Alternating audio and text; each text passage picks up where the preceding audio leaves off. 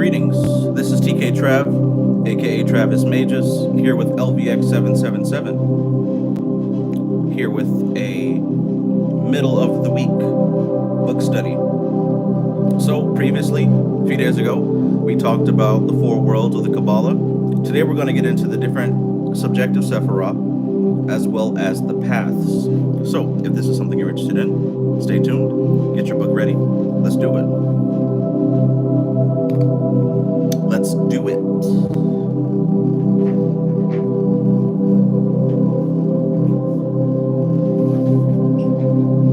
Hope you're having a fantastic evening, and I hope that you've got the time and the space for this book study. If not, that's the beauty of YouTube. You can always check it out later. But I think that this information is so intense, it certainly warrants more than one day a week.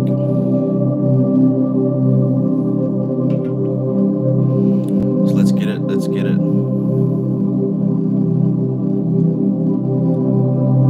Showstopper, peace. J Baldhail, peace and greetings, my friend. Hope you're having a good night. Good to see you.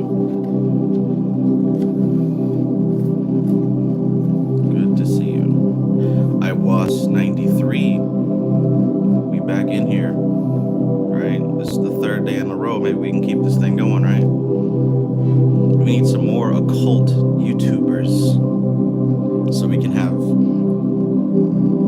an online Hogwarts sessions every night. You feel me? Wouldn't that be dope? Sessions every night. I say Hogwarts not because I'm a Harry Potter fan, because I'm actually not. I don't know anything about Harry Potter, but I just recently downloaded the game and I like it a lot.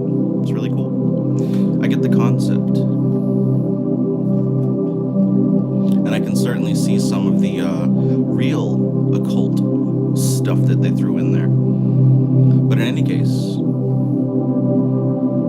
we're dealing with a secret society that I wouldn't be surprised if they inspired what's written in those books, because the Golden Dawn was founded in a very close area. Anyways, Ryan's Knowledge Room. Peace, my guy. Peace. Mr. Nibs Music. Monique Mitchell. Peace and greetings. Peace and greetings. I hope you're having a wonderful evening. You know, I still have the gift that you sent me for my birthday years ago, and I still very much appreciate that. Renee Cortez, peace. Mystical Koala, we in here. Good to see everybody. Elisha Eternal, peace and greetings. Ryan says music is a little loud today, bro. Okay, yeah, got a different setup, so that would make sense.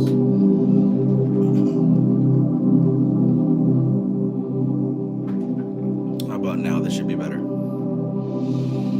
I'm just streaming straight off my phone this time. I'm not going through all the apps and all the rigmarole.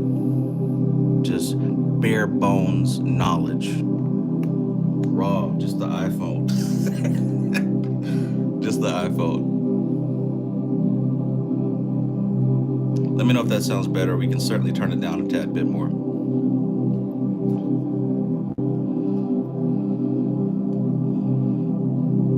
Otherwise, we about to get going. Fired up, baby.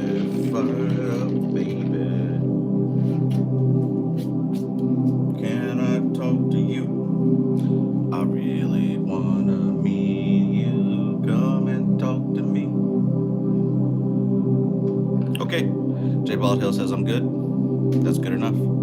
Chapter 9, the 10 sephra in the four worlds. So of course you recall yesterday or Saturday, we talked about how these four worlds are kind of stacked on top of each other, and how the sephra interact, or we should say each of the 10 sephra has four sides to them. That's a better way to put it. All right, so let's get cracking.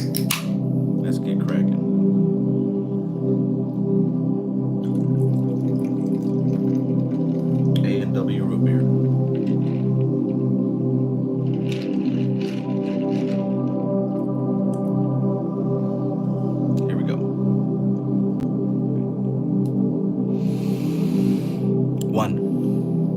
We have already noted the division of the Sephiroth into the four worlds of the Kabbalists, for this is one of the methods of classification much employed in Kabbalistic thought and of great value when studying evolution. We must remember, however, that the tree is not an arbitrary method of classification. And because a thing is classified under one head in one system, it does not mean that it cannot equally properly be classified under another head in another system.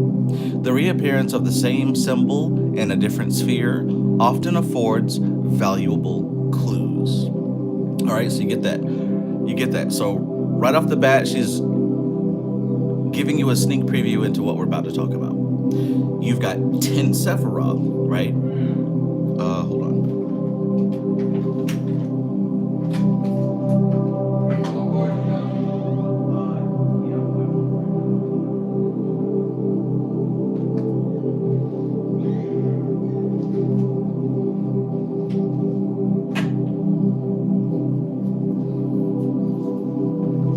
They're kicking off the Fortnite games early. See how that works? You choose to do something of the spirit, the real world calls you immediately. That's all good. We can play Fortnite anytime. And I'm sure they'll still be on after we finish. But yeah, the 10 Sephiroth, right? So Kether, Hakma, Bina, Chesed, Gibara, Tifereth, Netzach, Had, Yesod, Malkuth. 10 in 4 worlds. So really we're talking about 40 shades, 40 slices. So what she's saying here is that since we're dealing with these 10 Sephiroth, and we know that the 10 have their own personalities, depending on which world we're talking about, those personalities are going to come through a little bit different. So a perfect example of what she said here in this line, she said that we must remember, however, that the tree is not an arbitrary method of classification. In other words, just because you see something in one category, that's not the end all be all. It's very flexible, it's very versatile. A thing classified under one head in one system does not mean that it cannot be equally properly classified under another head in another system. The reappearance of the same symbol in a different sphere often affords valuable clues. So it's important to take note.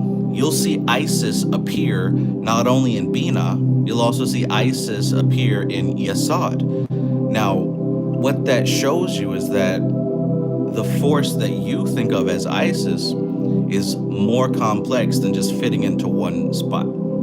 That makes sense? You'll also see Isis appear in the paths, right? Whether it's the Empress or the High Priestess.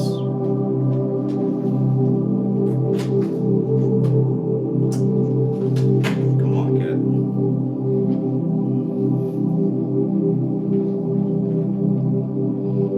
Jeez Louise.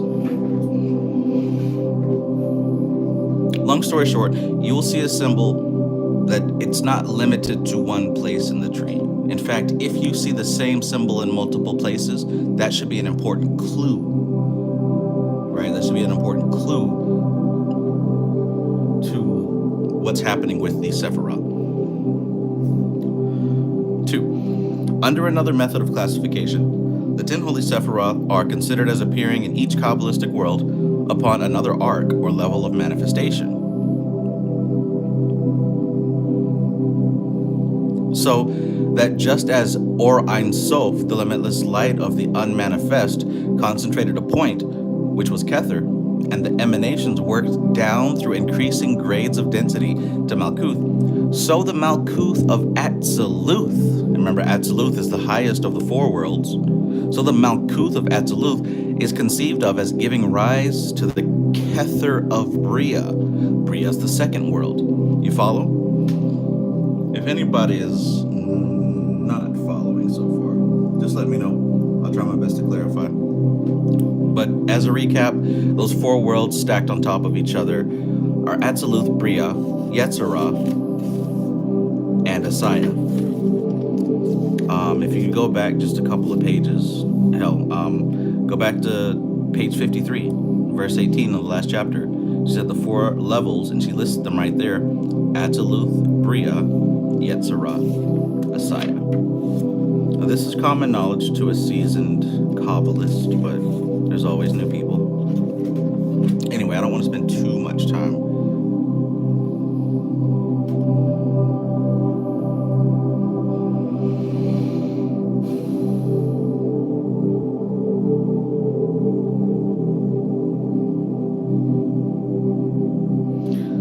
So in other words, it's best to think of these 10 sephra as a not a set in stone place in space, but more of a categorization system.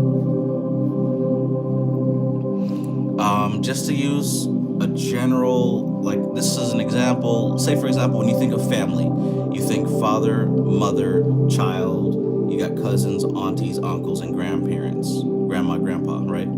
So if you're looking around at different people's families, your mind is automatically going to start building these relationships. Who's the father? Who's the mother? Who's the son? Who's the daughter? Who's the grandma? Who's the grandpa? Who's the cousin?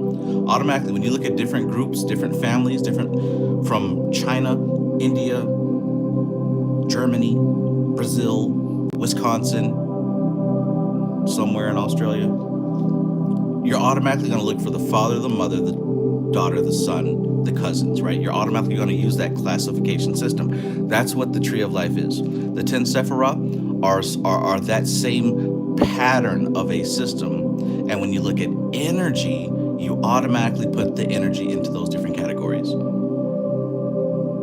That was good. I'm gonna have to clip that one. I don't know who else here, but that was a damn good metaphor right there. I'm gonna have to clip that. Flipping through another book here because I want to give you a visual representation. So when we talk about these four worlds, of course, you're going to see them like this. You see Atziluth at the top, followed by Bria, Yetzirah, Asaya.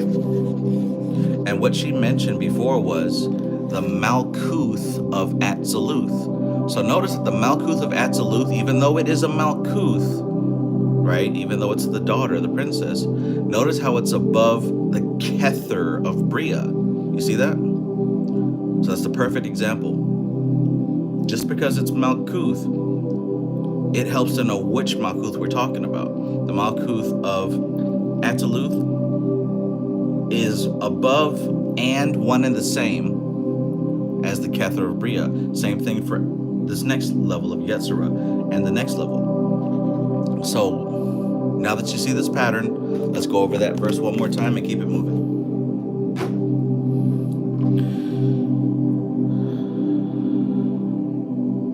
So, the limitless light of the unmanifest concentrated a point, which was Kether, and the emanations worked down through increasing grades of density to Malkuth.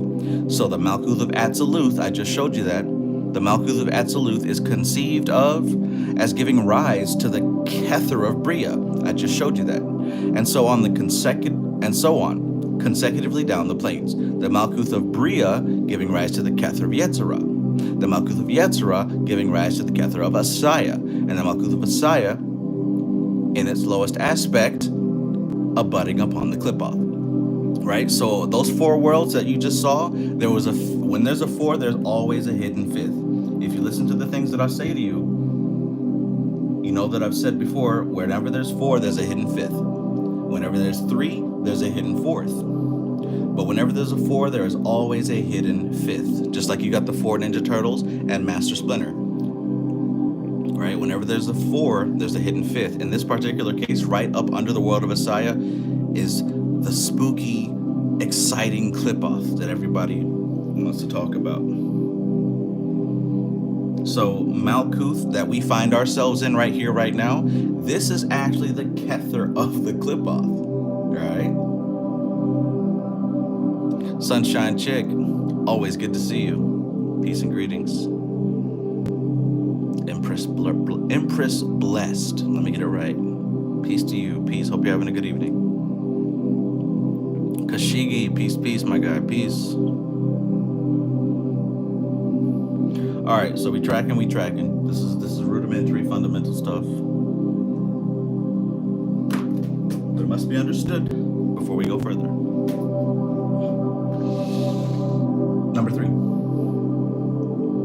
is absolute, however, which is considered the natural sphere of the sephra as such.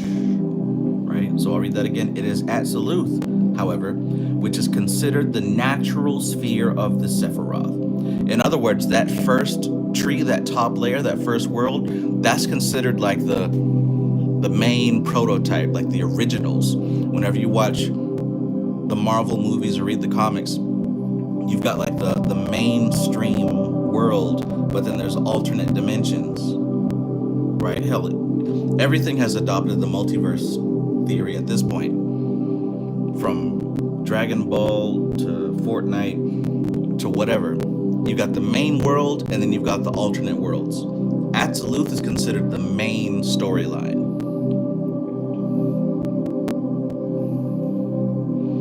Analytical apex, peace.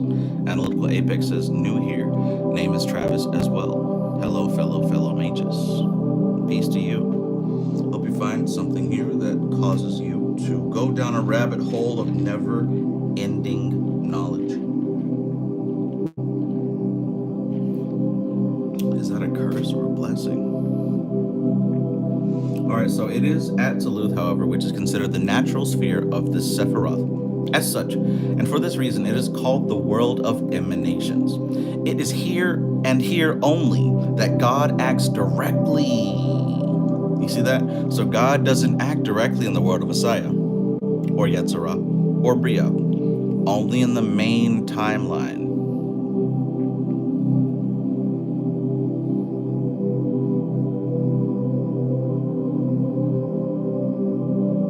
So it is here and only here that God acts directly and not through his ministers. In Bria, he acts through the mediation of the archangels.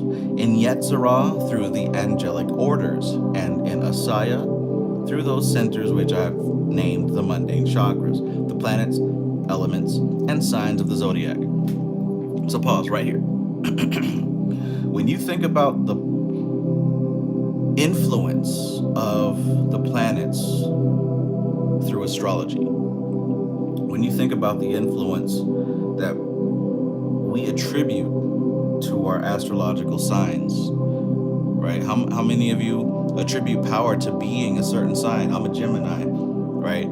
Hell, even I do that. You know what I'm saying? I identify with certain characteristics of a Gemini.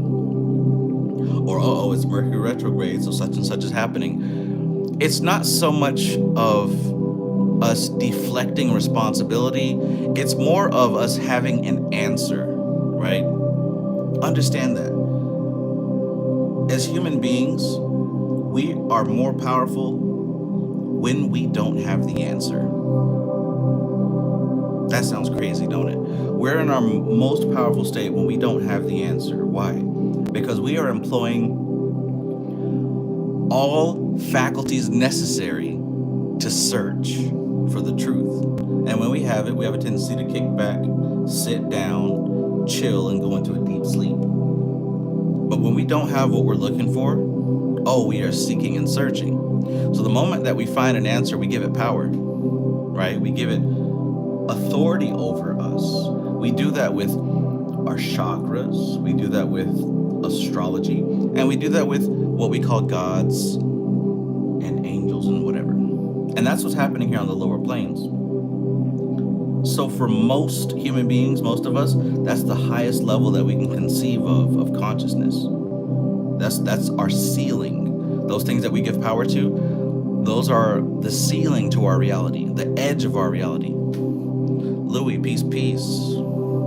Mayat Mystic, peace and greetings. Finally found you on Instagram. Or I should say you found me.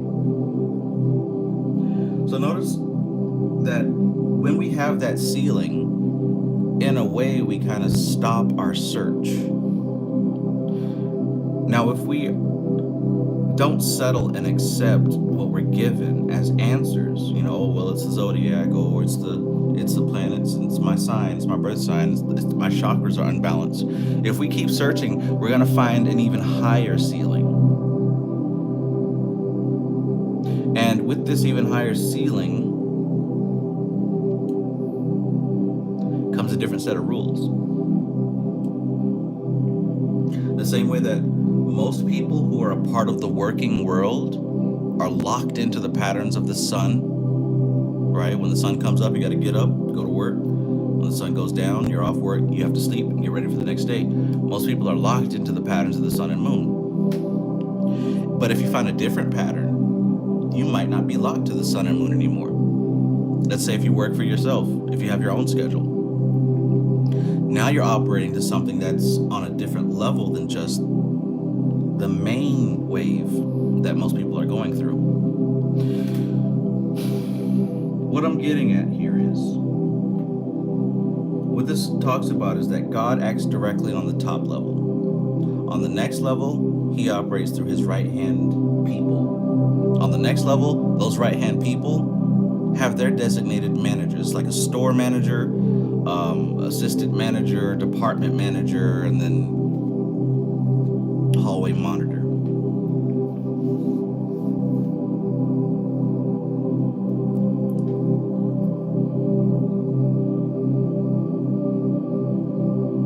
Number 4, we have then, in these 4 sets of symbols, a complete system of notation for expressing the mode of function of any given power at any given level. And this system of notation is the basis of ceremonial magic, with its names of power, and also of talismanic magic and the tarot system of divination. Let's check this out. We have then in these 4 sets of symbols. Now when she says 4 sets of symbols, she's talking about the sealing of each of the 4 worlds. What is the sealing of the 4 worlds? In Absolute, God acts directly. In Bria, he acts through the mediation of the archangels. In Yetzirah, through the angelic order. And in Asaya, through the centers of the chakras and the planets, elements, and zodiac. See, I have an elemental magic class right now to help you come into the awareness of what is called spiritual authority. Essentially, the class that I teach shows you exactly how to expand past being ruled by the mundane chakras, the planets, the elements, and the signs of the zodiac. How do you do this? By learning to identify these elemental patterns. You can't exercise your authority over these patterns if you can't even identify them in the first place. So she said that we have then in these 4 sets of symbols a complete system of notation for expressing the mode of function of any given power at any given level. So with the Kabbalah, with these 4 worlds, with that diagram that I just showed you, you can start to see where the influences are coming from, what world it's coming from, what angle of pressure is acting upon your life. Do you think that would be important to know or to understand? Because it's always going to manifest as your baby mama or your baby daddy, your boss, your coworker, your employees. It's always going to manifest through people in your life and through situations, right? But if you're able to see it from an energetic angle, you can also manage it from an energetic angle.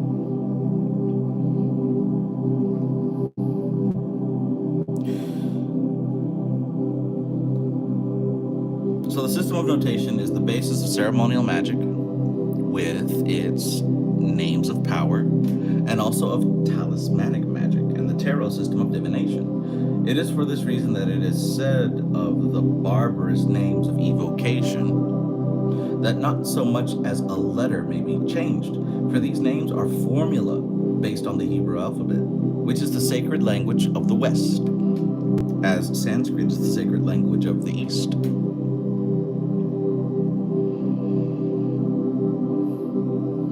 In Hebrew, moreover, each letter is also a number, so the names are numerical formula. A most intricate system of metaphysical mathematics called gematria is based on this principle. There are aspects of gematria which I, at the present stage of my knowledge, at any rate, consider debased and idle, being the accretions of superstition, right? Everybody doing gematria just to link up words like, oh, Diddy and Antichrist and whatever. Most of the stuff that you see on Instagram, we can hardly say that that's spiritually inspired. Sometimes a little bit of knowledge can be a dangerous thing.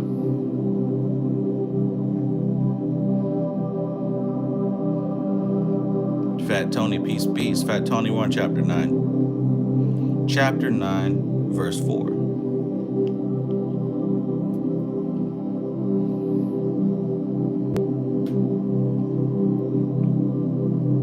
So, again, she's saying that the Kabbalah is a complete system of being able to categorize and identify what energies we're working with, what powers we're working with, what frequencies we're working with, what level of pressure we're working with. Why would that be important? Because now you have an idea of how to manage that. If you've got too much of something or too little of something, because it's going to be one or the other, you'll know what to add or subtract in order to balance things.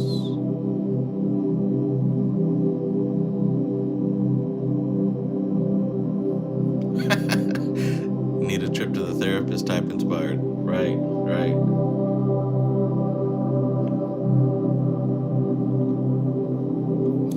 Because, I mean, generally the deeper you go into the occult, the further away you go from pop culture and social media. But if your journey into spirituality is infested with social media icons as your symbols, I think that's a telltale sign that you're not actually going deeper, you're just going left and right.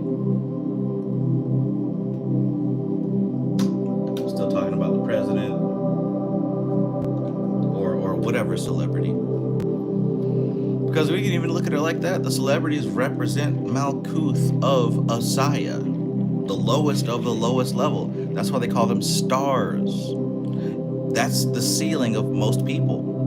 Most people, their stars, when they look up, are going to be other human beings in positions of entertainment. Interesting how that works, right? And we can acknowledge them for what they do, right? Sports ball players and internet meme culture people and all sorts of people that we put on a pedestal like that. They've certainly got something behind them for sure, yes. But that's not the limit of life. There's more things past all that stuff. Like, there should come a point where those type of people and scenarios aren't even appealing or exciting, or they should lose their luster at some point. But I'm gonna do my best to not get so sidetracked on dialogue this time like we did last time. Analytical Apex says, Hawk Tua, for example, invoked the spell of Tua as divine luck. The girl tapped into something she was unaware of to manifest her success. Absolutely, right? And that's what I mean. Let's acknowledge that obviously these people did something to get to where they are, but let's look past them. Let's keep going, right? Because just like they did it, you can be doing the same thing if that's what you want. Veronica Archaga, peace and greetings. I love you, Veronica. I hope you're having a splendid evening. Splendid evening. Nadraj Ram, peace. Holy shit, Nadraj spelled backwards is Jordan.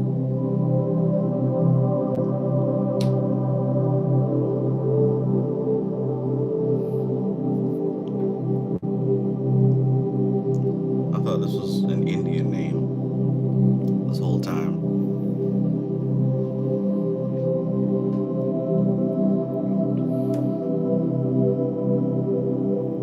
Where were we?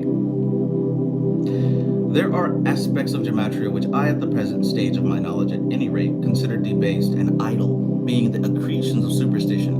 But the basic idea of the system of cosmic mathematics unquestionably enshrines great truths and contains great possibilities.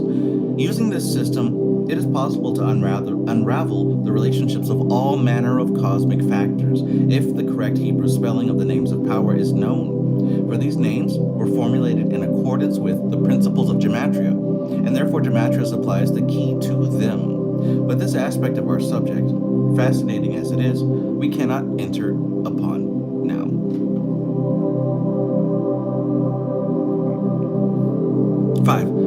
In the archetypal world of Absolute, there are assigned to the 10 sephra 10 forms of the divine name. Anyone who has read the Bible cannot fail to have observed that God is referred to under diverse titles as the Lord God, as the Father, and by several other appellations.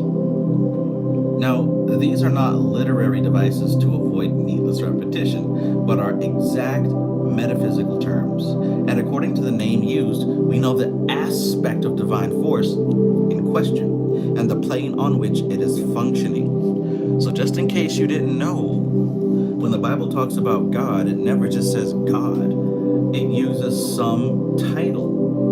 Like she just said, Lord God, Father. And in truth, the text, before it was translated into English, gave the exact name.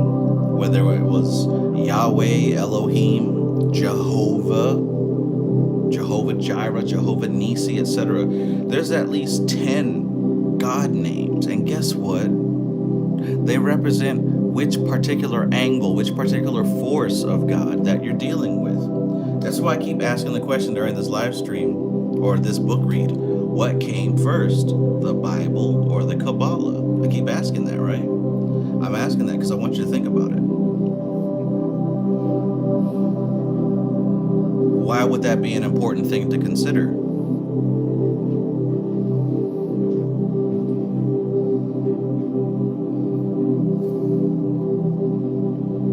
Perhaps we have no idea what God actually is. And I can tell you most definitely, mainstream folks don't understand what God is. We think it's a Santa Claus, some dude sitting on the throne. But in fact, we're dealing with a cosmic force that in order for us to interact with that cosmic force, it must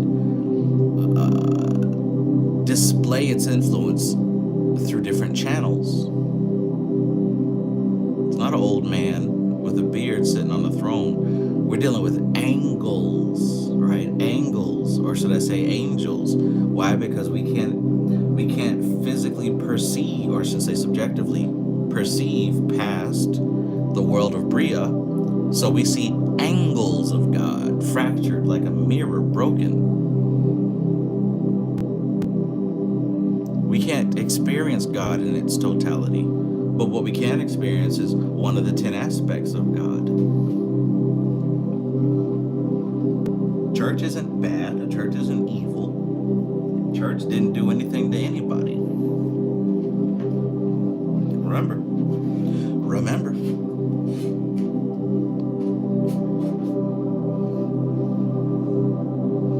That was an uncle, auntie, usher, reverend, but not the church.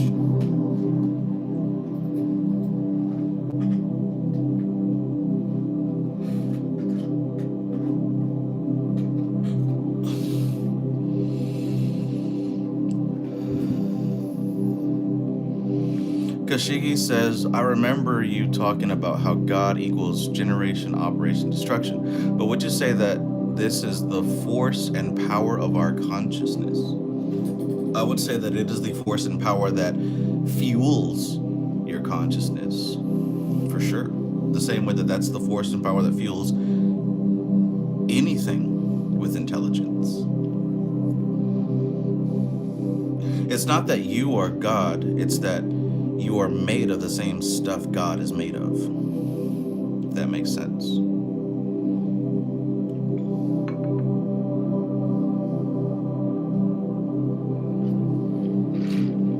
And if you're made of the same stuff that God is made of, that means you can do what God can do.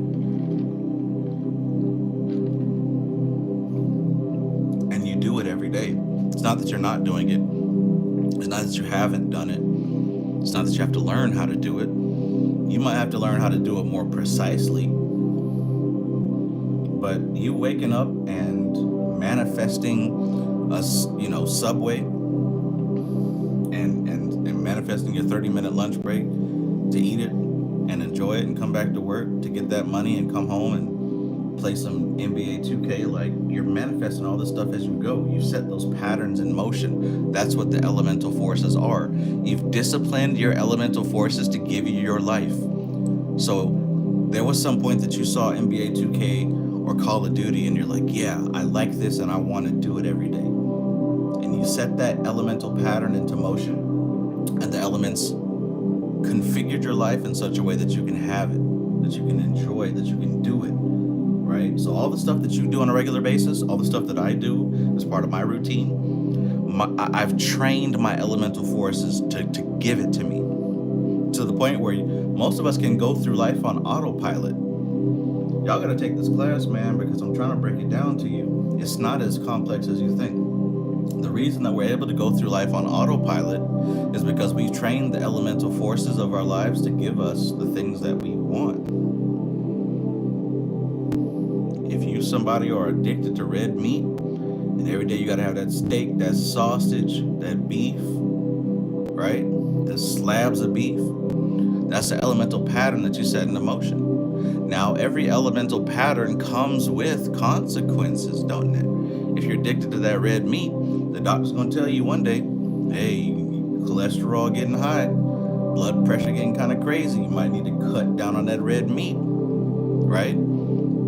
All the elemental patterns that we set into motion, that we've commanded, that we've shaped, that we've disciplined, they're our disciples. They do what we told them to do. Now, if you want a different life, you're going to have to retrain your elemental forces. You're going to have to find new ones, break up the old patterns, and start new ones. This is what magic is.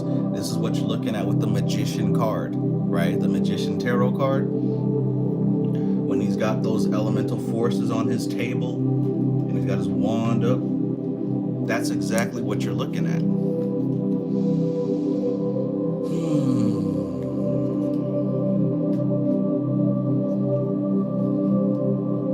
Does that make sense? Can you see yourself changing the elemental forces that govern your life? And what's crazy is that these are the necessary functions of the particular world that we're on. So that's what's necessary in Asaya. If you move up a level, the same thing is happening in Yetzirah through the angels, but it's happening on a different level. And if you move up, the same thing is happening in Bria through the archangels. Now the archangels, they're set. Oh wow.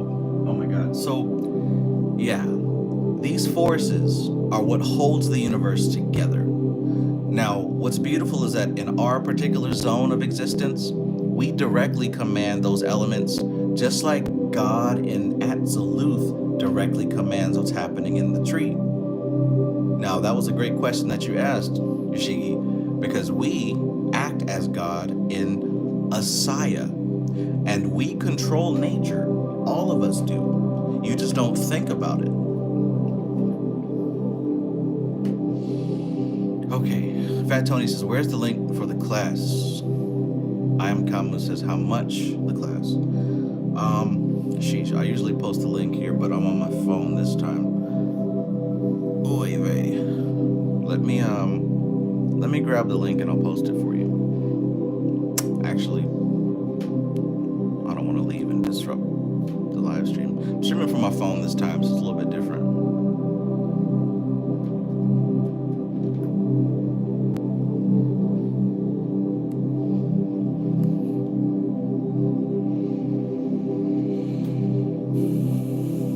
Tell you what, go to my channel and go to the last video that I posted, the one about the interview.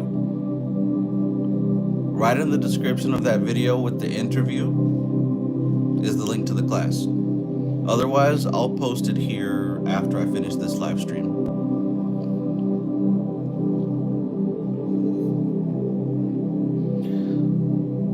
But let's continue. 6.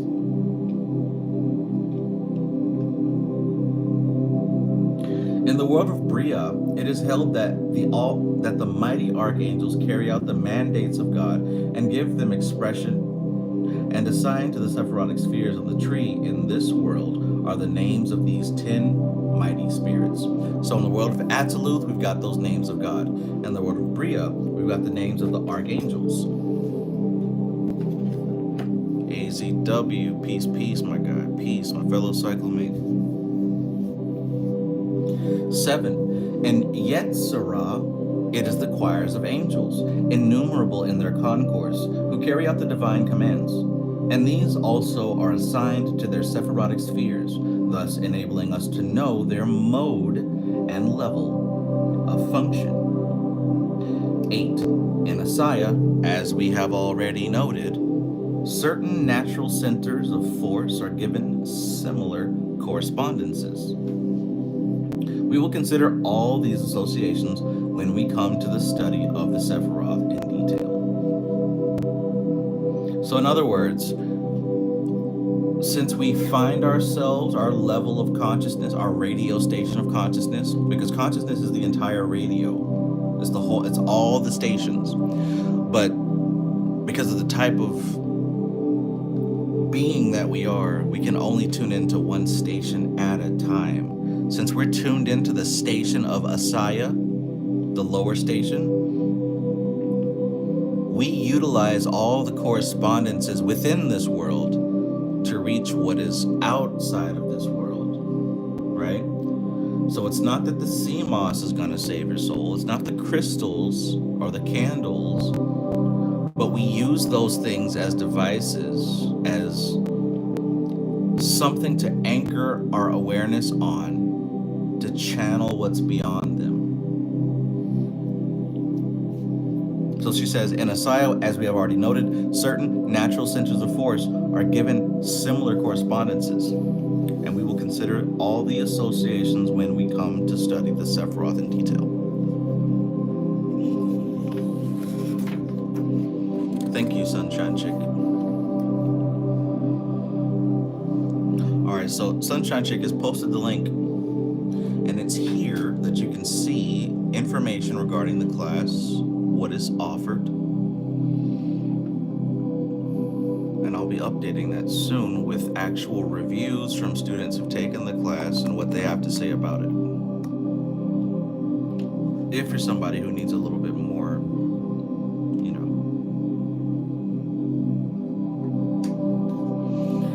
So number 9. In the symbolic rendering of the 10 holy Sephiroth in the 4 worlds, there is another important set of factors to be considered, and these are the 4 color scales classified by Crowley as the King scale, assigned to Atziluthic world, the Queen scale, assigned to the Briatic world, and the Emperor scale, assigned to the Yetziratic world, and the Empress scale, assigned to the Asiatic world.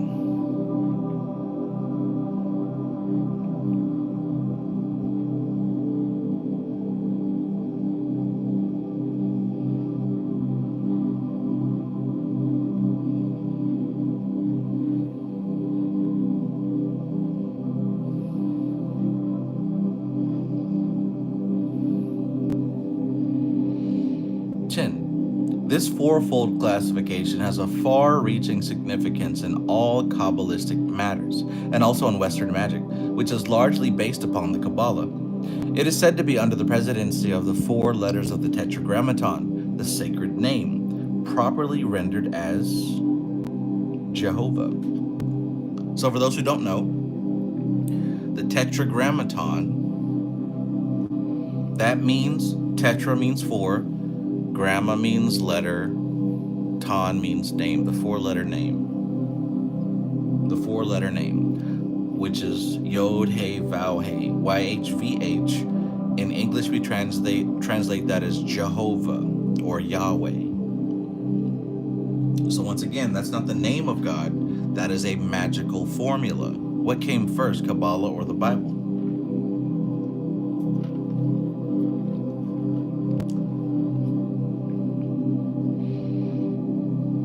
In Hebrew, which has no vowels in its alphabet, The word is spelled YHVH, or according to the Hebrew names of these letters, Yod He Vav He.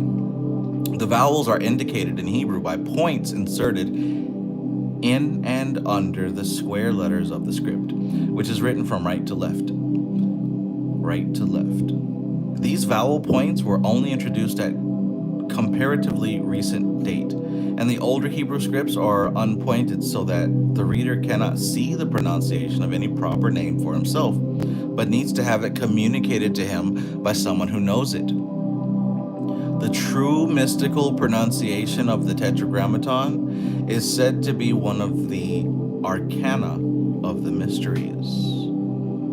Big secret. 11.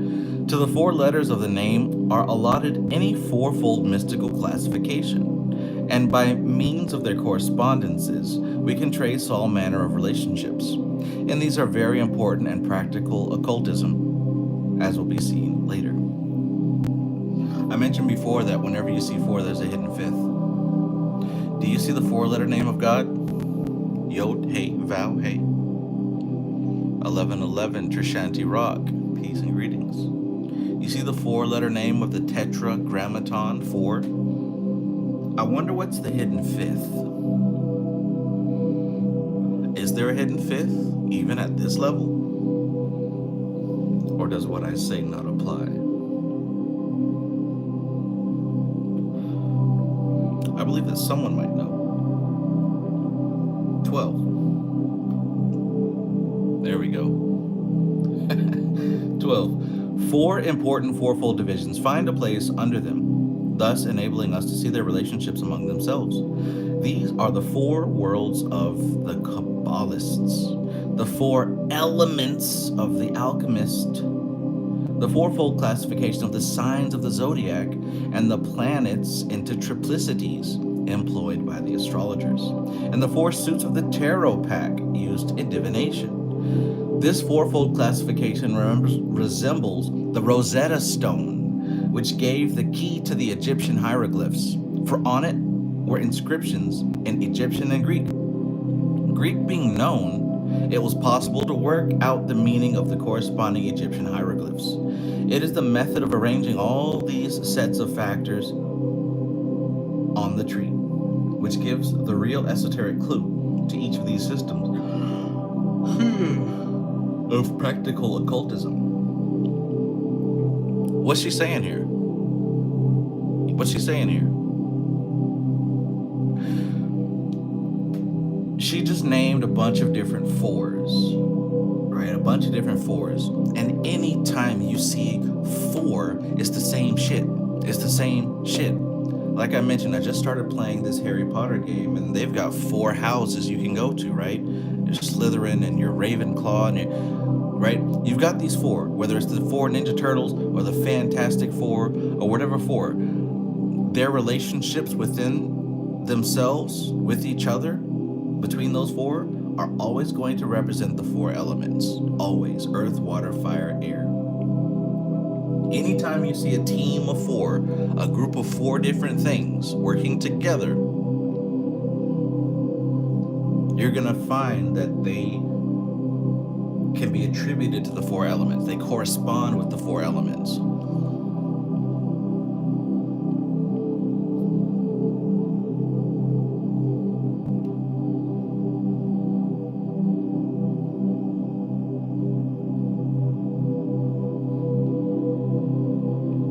So what she's saying here is that a lot of these different groups of 4 may seem separate and different, and one's across the world over here, and one's over here, one's in this language, and they might seem different, but what I'm telling you is look past the surface level. It's plain and simple. If it's 4, you know what time it is, and you know it's a hidden 5th. Now, for the longest time, the Western world, white folks who went into Egypt to decipher the pyramids and the hieroglyphs, they couldn't make any sense of it whatsoever. They could not make any sense of it whatsoever. The shit was mind-boggling and baffling. That is until they discovered the Rosetta Stone. The Rosetta Stone had a bunch of hieroglyphs, and on the other side it had some Greek writing. Oh, now they knew Greek. They knew that plain and clear. So what they were able to do from that stone is deduce that, okay, so if this means this, then these hieroglyphs mean that.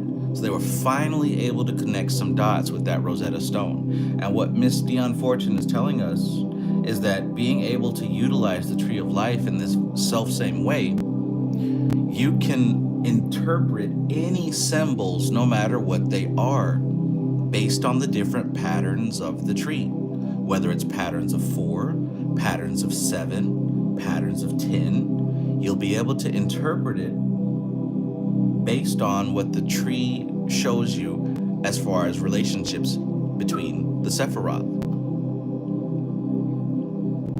You follow me?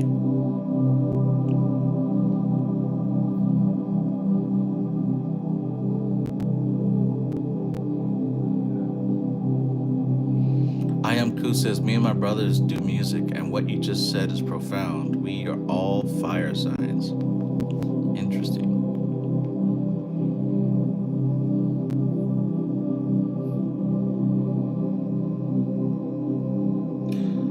So she says, it is the method of arranging all these sets of factors on the tree which gives the real esoteric clue to each of these systems of practical occultism. Without this key, they have no philosophical basis. Without this key, they have no philosophical basis and become matters of rule of thumb and superstition, right? So if you don't actually see the connections, if you don't actually understand the relationships between these symbols, what you're left with is superstition. And what did I say earlier? The human mind is seeking for an answer. And you're in your most powerful when you're seeking and searching and learning. Because the minute that you receive an answer that's sufficient enough, that's when you kick back, let go, and release the pressure of the search. For most simple minds, when they can't find an answer, they make something up. That's where we get superstition. And that's what makes it so dangerous. Because when you have superstition, you don't study anymore. You don't seek anymore. It is for this reason that the initiated occultist will have nothing to do with the uninitiated fortune teller, for he knows that lacking this key, his system is valueless. Hence, the vital importance of the tree in Western occultism. It is our basis, our standard of measurement, and our textbook. Look, this is what separates the real from the fake. Being able to have this master key. Being able to have this master key, because otherwise, what is any of your information based on? What is it grounded on? Is it just my truth and how I feel?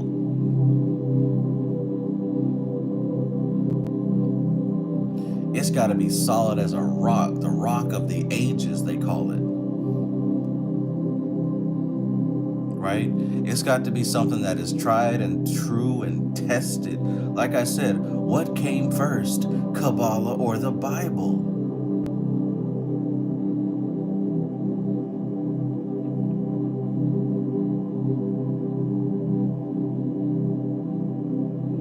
Dissonant chaos, peace, peace.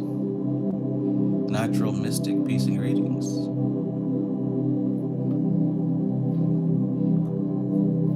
Right? Number 13, to understand a sephra, then, we need to know firstly its primary correspondences in the 4 worlds. Its correspondences in the 4 systems of practical occultism mentioned above. And thirdly, any other correspondences we can, by any means, gather together, in order that the testimony of many witnesses, and in other words, in TikTok language, cross-reference, in order that the testimony of many witnesses may yield the truth. Of this gathering of correspondences, there can be no end. You better build your library of correspondences. You better build your library of correspondences. You better build your library of correspondences. Of this gathering of correspondences, there can be no end. For the whole cosmos on all its planes corresponds in endless sequences. We are constantly adding to our knowledge if we are good students of occult science. No better simile than that of the card index could possibly have been found. Oh, like a rock. Like a rock. What was that man singing about?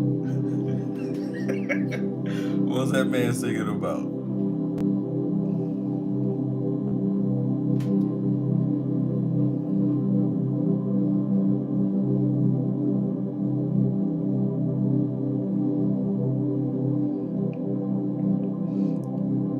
Dissonant Chaos says, Travis, I hate to take away from this vibe you got going with this, but just wondering, you ever plan on doing a Q&A live stream? No need to answer. I understand if this is too unrelated to the live right now. Yeah, man. Actually, no, that's good that you asked that, because I try to do those every now and then. It slipped my mind, so it was definitely not in my consciousness. But since you said that, yeah, we'll make sure that we get one of those here soon.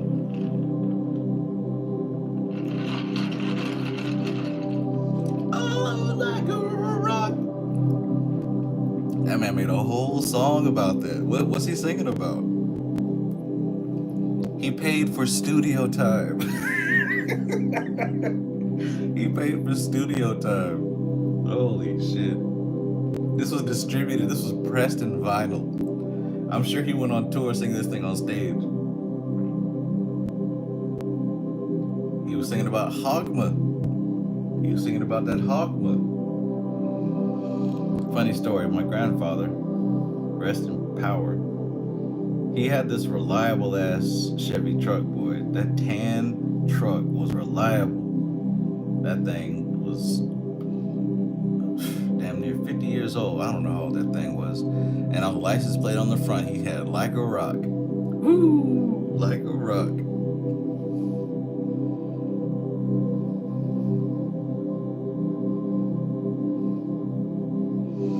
Dissonant Chaos says, sweet, thanks, man. It'd be interesting. I'm sure you've done them before, but I'd love to join in one. Yeah, man. Yeah, it's been a while. But yeah, we can do that. I thoroughly enjoy Q&As. Questions help me to tap in, go into trance, and just spit the answer out without having to think about it. So, where were we? We were talking about correspondences, right? The master key, and how this tree of life is our basis, our standard of measurement. And I often question and wonder, like, what are these tarot readers on the internet really like? What is their standard? Like, what are they basing their stuff off of?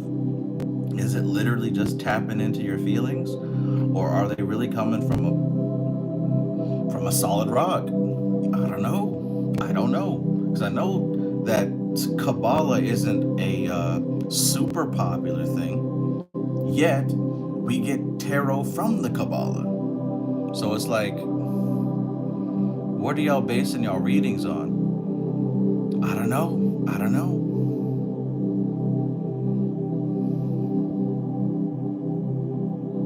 Because it's not just like guesswork and feelings and hocus pocus. Like it's an actual system, just like anything else is a system. Like it's a system that came from a lineage of study and practice. So I wonder, right, if a tarot reader is not a Kabbalist, where do they get their information from? Not to say that somebody cannot be intuitive and tap in. Not to say, because I mean, sure, you can still tap in and get this stuff, but everybody's not a damn, tuned in psychic. Not everybody now. Not all TikTokers. Come on now. Not all the TikTok. Some, you know what I'm saying? I'll give it that. It is a real thing. You can be tapped in and pull the information from the spirit. That is real. But all of them, I said I wasn't going to get sidetracked. I said that.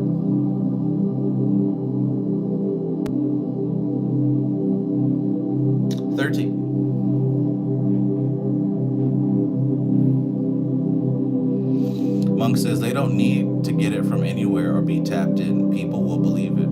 You're absolutely right. And I suppose if it serves its purpose, then it serves its purpose.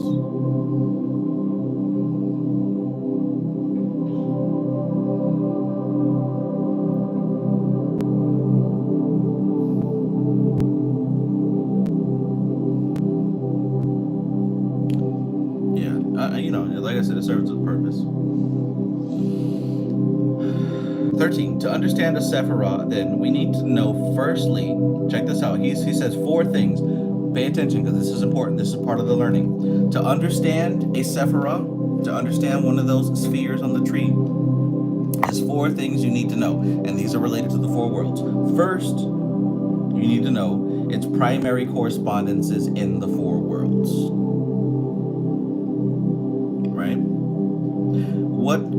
Can anybody tell me what she's talking about here? Because she just said it. She just said what those primary correspondences were. She said that a few verses ago. The second thing you need to know is the correspondences in the 4 systems of practical occultism mentioned above.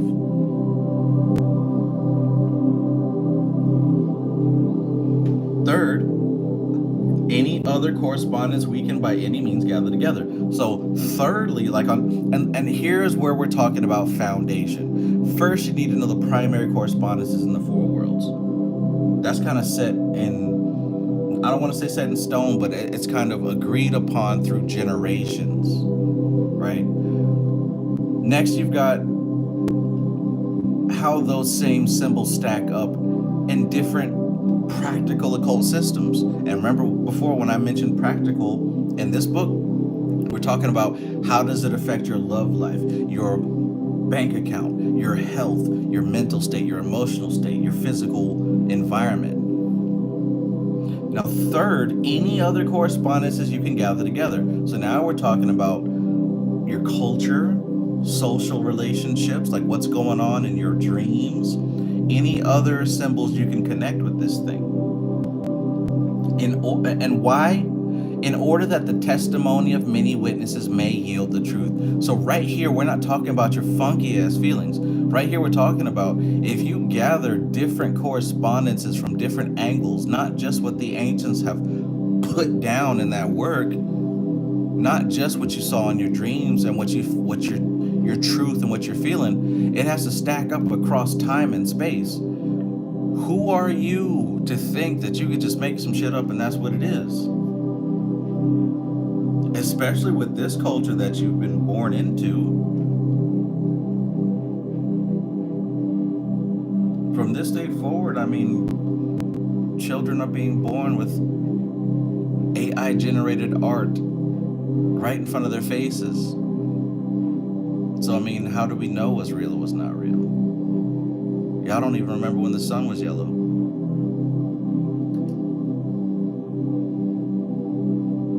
Or when 24 hours used to be 24 hours.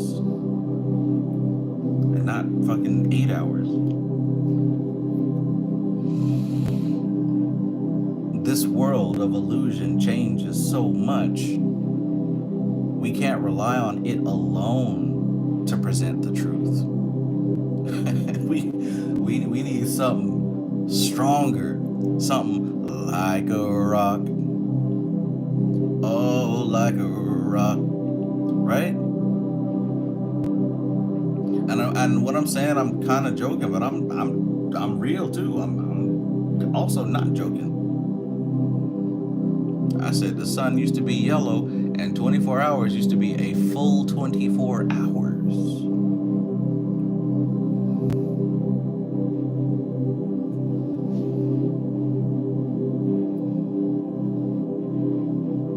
Now I think it makes like 3 days to make a full day at this point.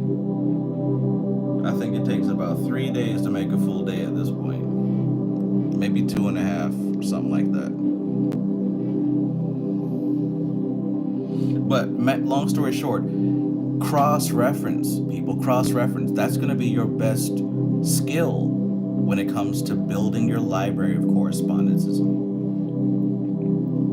Because even as she said in the very beginning of this chapter, when you see a symbol in one place, And then in another place, that should show you the depth of the symbol, or should I say the depth of the force that you're working to identify.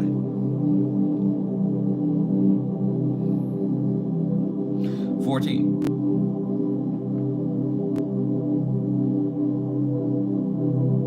Well, let me wrap that up. Of this gathering of correspondences, there can be no end. For the whole cosmos on all its planes corresponds in endless sequences. We are constantly adding to our knowledge if we are good students of occult science, so it doesn't stop.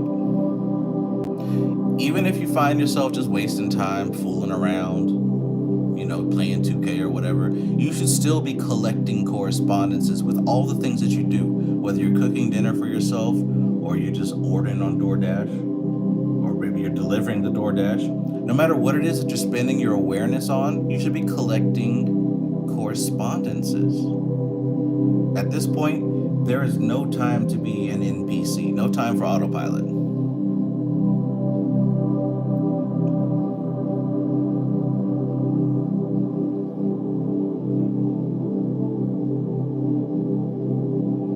Janae, oh whoa, peace and greetings.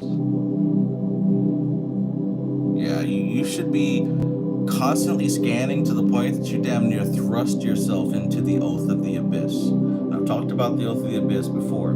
You should be at this point thrusting yourself deep into the oath of the abyss, to the point that you recognize that reality is nothing but a conversation between you and God. There ain't no other people. There ain't no separate people. There ain't no time off. You're not doing magic now and then you're living regular life then. Like it's on. It's always on. The switch is flipped and somebody snapped that motherfucker out the wall. It's always on. And there ain't nobody else. You should be able to see that and be comfortable with that.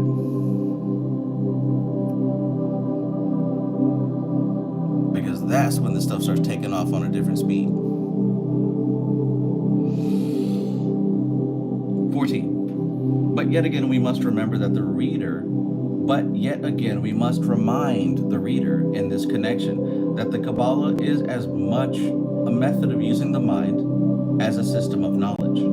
If we have the knowledge without having acquired the Kabbalistic technique of mentation, it is of little use to us. In fact, we might go so far as to say that it is not possible to acquire any great degree of knowledge until this technique of the mind has been mastered. For it is not the conscious mind to which the tree appeals, but subconsciousness. See, that's where a lot of so-called smart folks get lost. You think you're going to think your way through this thing.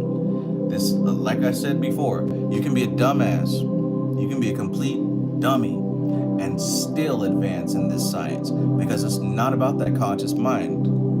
The conscious mind is the devil you're trying to fight. That's the Illuminati you're trying to go to war with, right? It's the conscious mind that needs to be disciplined and put in its place, because the magic is happening in the subconscious. The relationships being connected, the dots being connected behind the scenes.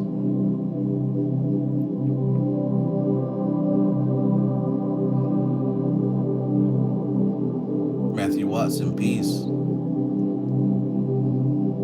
Circle of mystics in the building. Peace, brother, peace.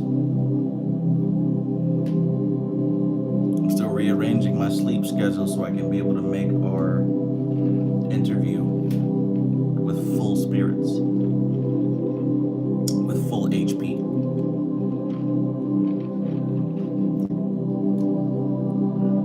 Good to see you, Circle of Mystics. So, it's about the subconscious understanding, not about being smart, logical. Well, actually, what it means is, like, that's not what it is. Mayat Mystic asks, what does applying correspondence looks like every day? This might be an obvious question, but I overthink a lot. Well,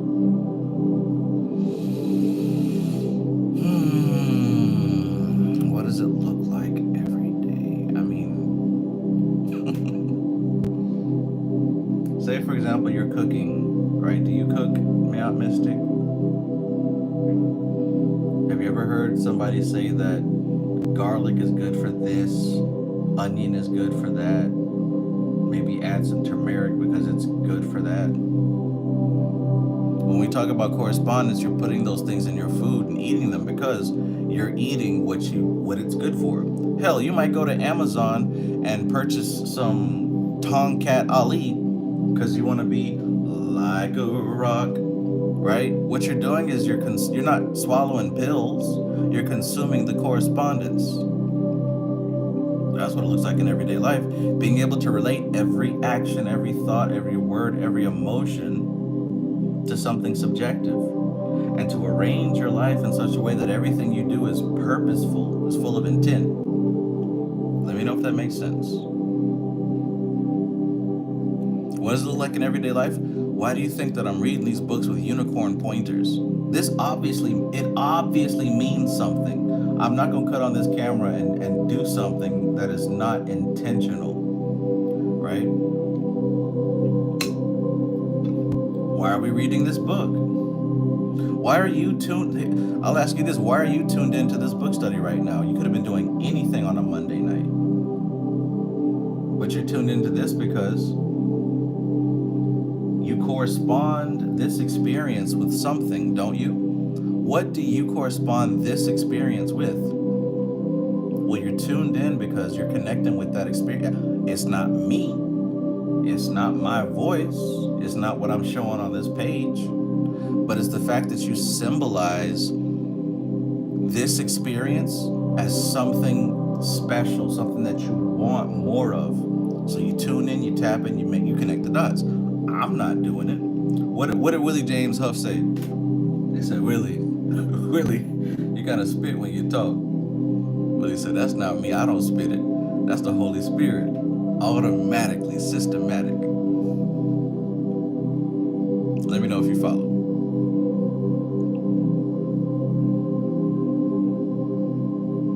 Gilly Soup 33 piece.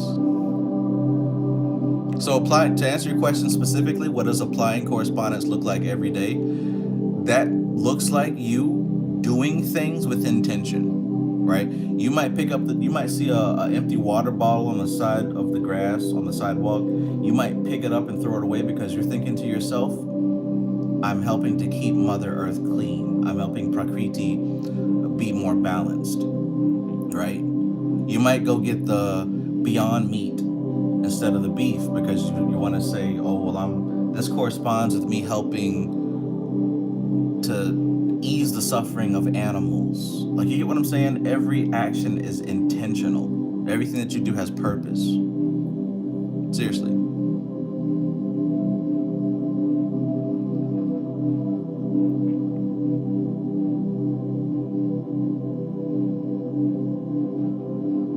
I mean, it makes sense to me, but it's got to make sense to you because you're the one that asked the question.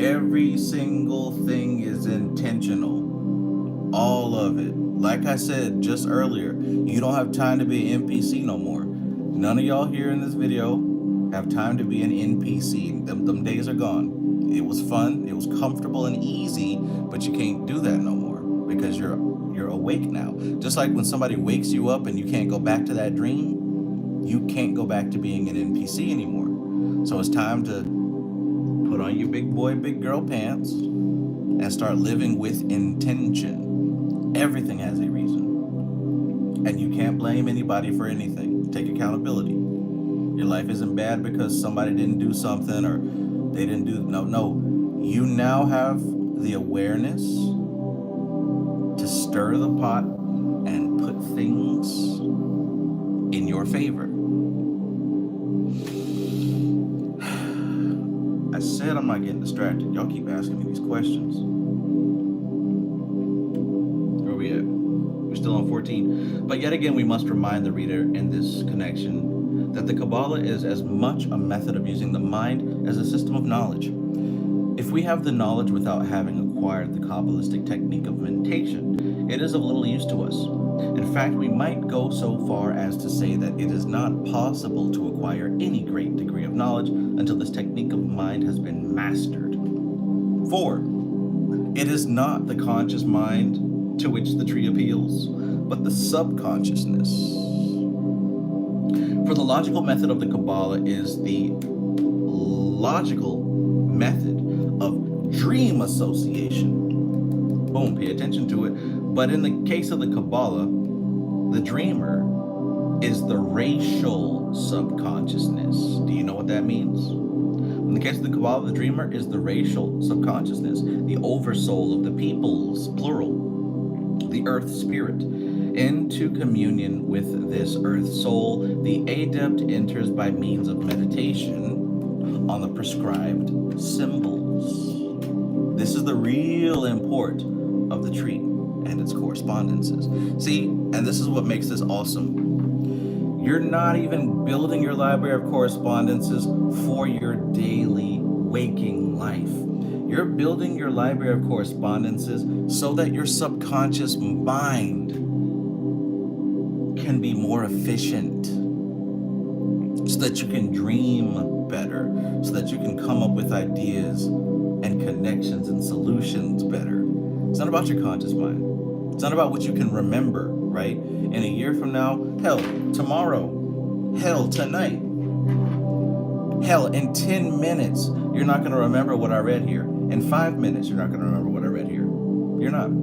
But if you're paying attention subconsciously, and you're allowing your mind to come up with visuals, or you're connecting the sound of my voice and the words with different images, your subconscious mind is going to work building that library. And that's what's important. Because later on, when you experience something, one of these phrases or concepts is going to pop back up and you're going to say, oh, I remember that. Yeah. That's like that's like the mystical Cabala. That's when you know it's working.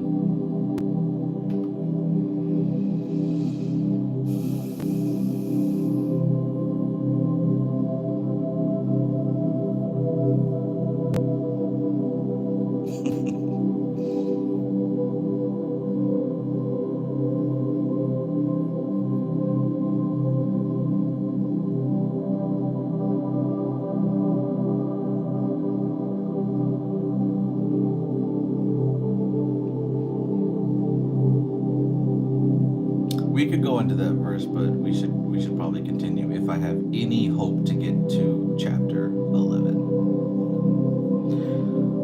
Racial subconsciousness, right? That's an important thing to understand also. Springboard.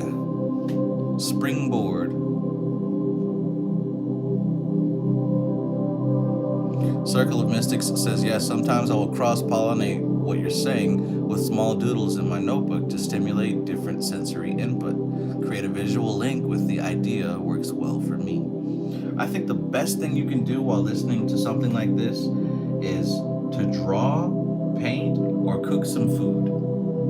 That's what I think is the best thing to do with this type of information.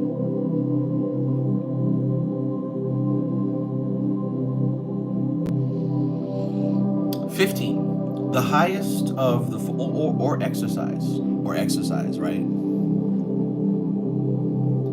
15. The highest of the four worlds, Ataluth, the plane of pure deity, is called by the Kabbalists the archetypal world. It is also called, in the somewhat clumsy translation of McGregor Mathers,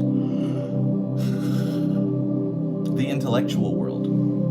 This term is misleading. It is only intellectual as we commonly understand the word as relating to the mind, the rational intellect, insofar as it is the realm of archetypal ideas. But these ideas are entirely abstract and are conceived by a function of consciousness quite outside the range of mind as we know it. How does a baby know what mama is? How does a baby know to automatically look for mama?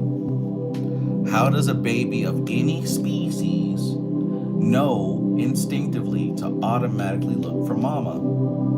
That has to be an abstract thought that exists beyond the mind. How does a baby know that when the titty is in his mouth, it's time to suck? How does a baby know to do that? How do birds know how to fly? How do snakes know how to molt their skin, right? How does a spider know how to weave its webs?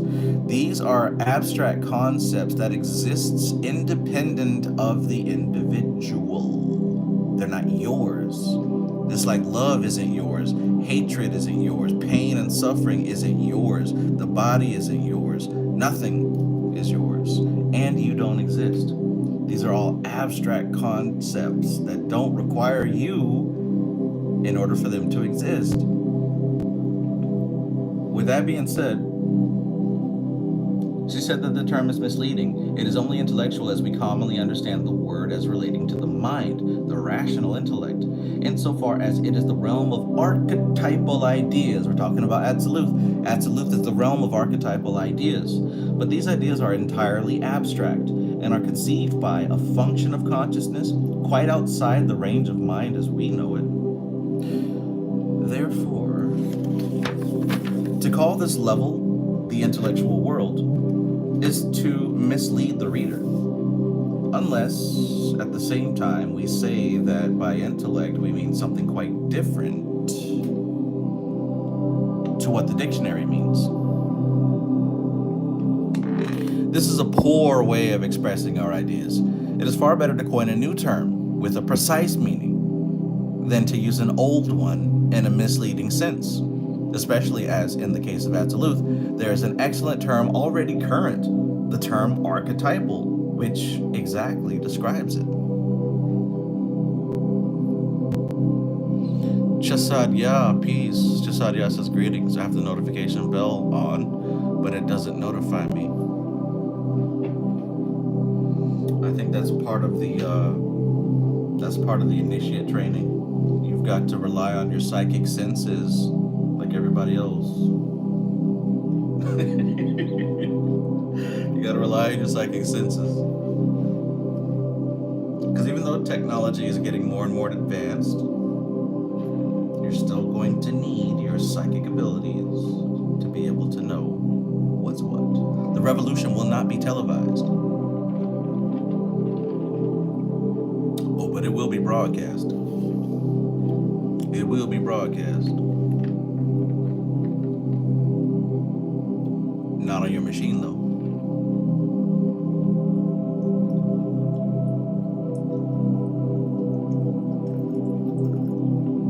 Does anybody enjoy Funkadelic?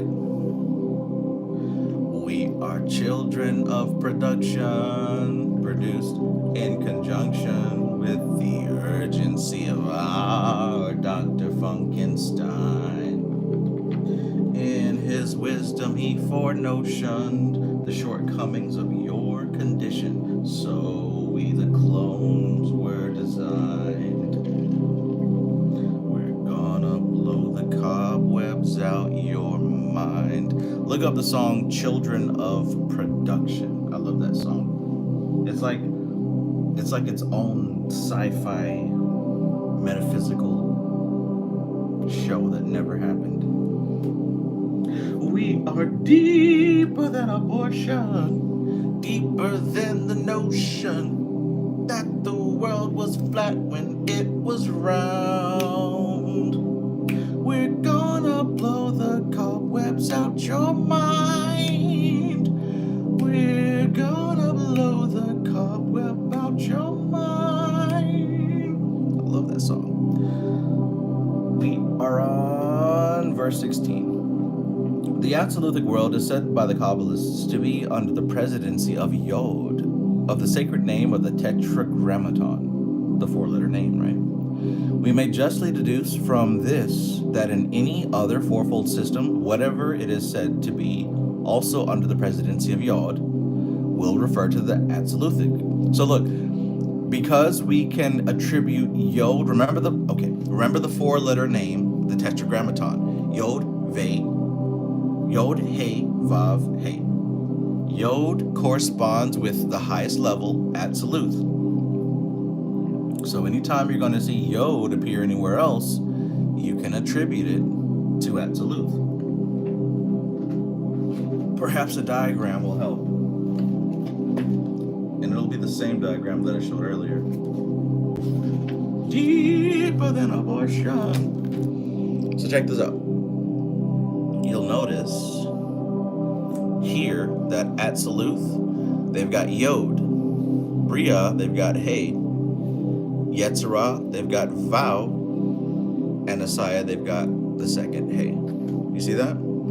So this is the tetragrammaton, the 4-letter word laid out with the 4 worlds. Yod, Hey, Vav, Hey. So anything attributed to Yod is going to be corresponding with this highest plane and down the line.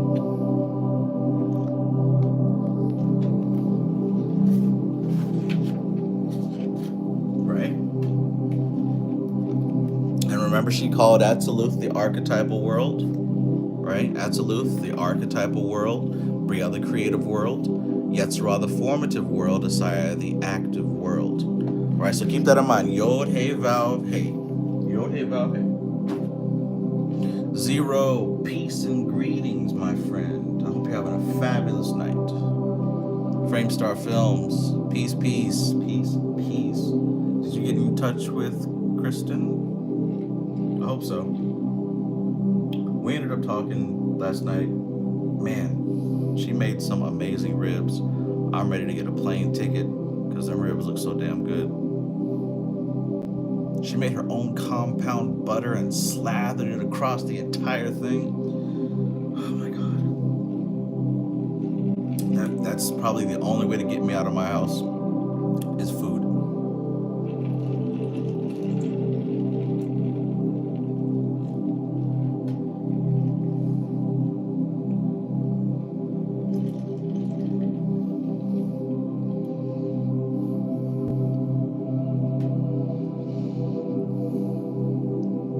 Okay, so remember the Yod, Hey, Vav, Hey refers to those 4 worlds.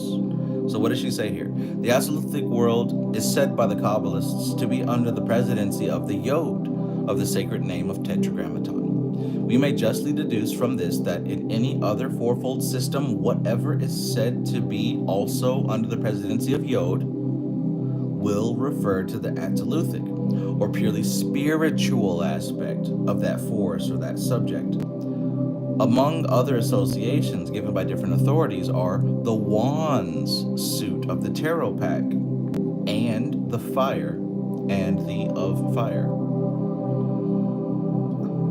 It will be apparent to anyone who has any knowledge of occult matters that as soon as we know the element to which a symbol is assigned, we know a good deal, for it opens up all the ramifications of astrology for us, and we can trace out its astrological affinities through the triplicities of the zodiac and the affinities of the planets with them. So once you know one piece of the puzzle, you can rightly deduce some of the other pieces. I mean, hell, if you know that one is fire, that means that the other 3 cannot be fire, and they must be either water, air, or earth. And if one is fire, you can find that one that's the most similar will probably be air, and one that's the most opposite will probably be water.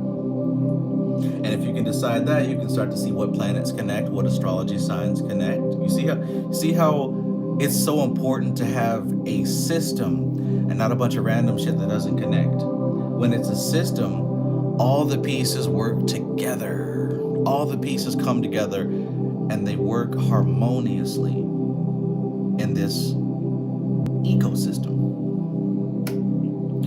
As soon as we know what zodiacal and planetary associations exist, we are in a position to explore the correlated symbolism of any pantheon, right? Because all pantheons, all gods, and all systems are based on the fundamentals, the elements, the planets, the astrology, all of them. You cannot escape it.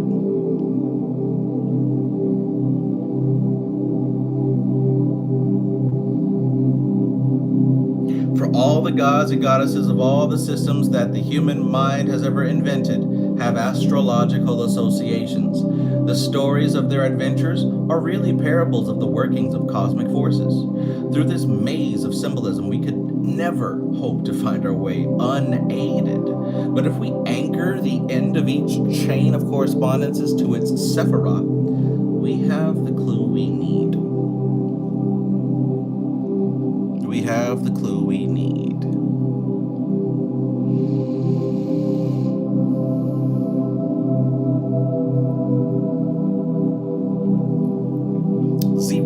Zero says, yesterday I saw your video about the 7 occult secrets of elemental magic and give me a beautiful help. Thank you, Trav, and the lady you were talking to, because she said amazing and beautiful things too. Yes, I'm glad that was helpful to you. We actually have another discussion that I'm going to post, and a few others. From the class, we did some meetings, and some people agreed to let me post our consultations. Many of them were insightful, that's for sure. But I'm glad that helped you. Void Stranger, peace. 17. All systems of esoteric thought, as well as all popular theologies, attribute the construction and presidency of the different parts of the manifested universe to the mediation of intelligent and purposive beings working under the instruction of deity. DB31, peace. Modern thought has tried to escape from the implications of this concept by reducing manifestations to a matter of mechanics. It has not succeeded, and there are signs that it is not far from the point when it will perceive mind as being at the root of form.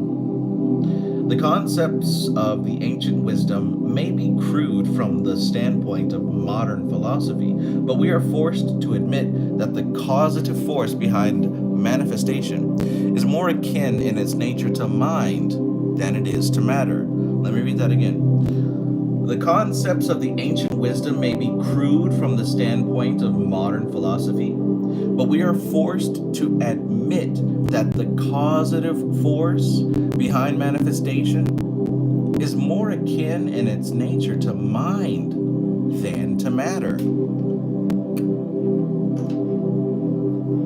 To go a step further and personify the different types of force is a legitimate analogy, provided we realize that the entity which is the soul of the force may differ as much in kind and degree from our minds as our bodies differ in type and scale from the bodies of the planets. Shit.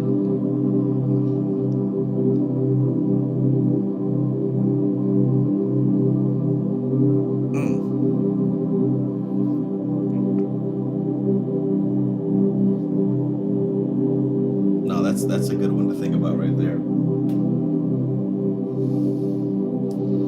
Because first off, think about the physical body of a planet compared to the physical body of you. Think about the mind of you versus the mind of a planet. Right? What's the scale of difference there? What's the degree of difference there? Now let's go back and read it again.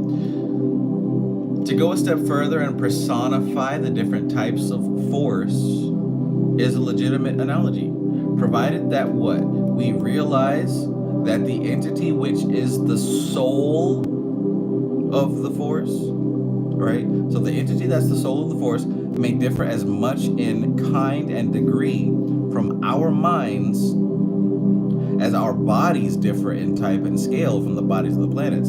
So how different that our bodies are from the body of a planet is how different the soul of any particular force is to our mind. So let me try to break it down again. Think about your mind. And then we're going to talk about the mind of Qabalah, or the mind of Tifereth, or the mind of Kether, or the mind of Malkuth. The difference being your physical body versus Jupiter. Your physical body versus Saturn. That's the difference between your mind and the mind of any of these sephra.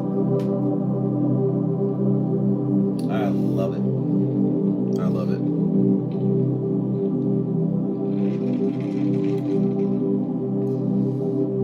Imagine a force so potent that it is no longer subject to the laws of death. You're just so big that you can't even die.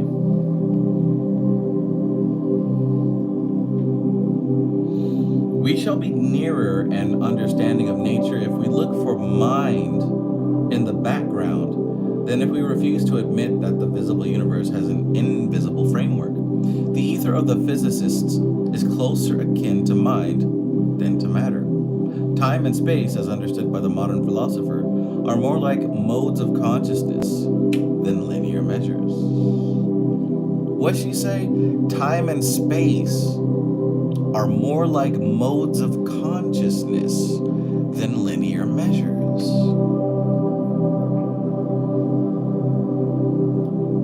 19. The initiates of the ancient wisdom made no bones about their philosophy. They took each factor in nature and personified it, gave it a name, and built up a symbolic figure to represent it. Just as British artists have, by their collective efforts, produced a standard Britannia, a female figure with shield charged with the Union Jack, a lion at her feet, a trident in her hand, a helmet on her head, and the sea in the background. She sound like... Who she sound like? She sound like Durga to me. I don't know, I could be wrong. Analyzing this figure as we would a Kabbalistic symbol, we realize that these individual symbols in the complex glyph have each a significance. The various crosses which make up the Union Jack refer to the four races united in the United Kingdom. The helmet is that of Minerva. The trident is that of Neptune. The lion would need a chapter to himself to elucidate his symbolism. In fact, an occult glyph is more akin to a coat of arms than anything else. And the person who builds up a glyph goes to work in the same way as a herald designing a coat of arms. For in heraldry, every symbol has its exact meaning. You mean like a language, right?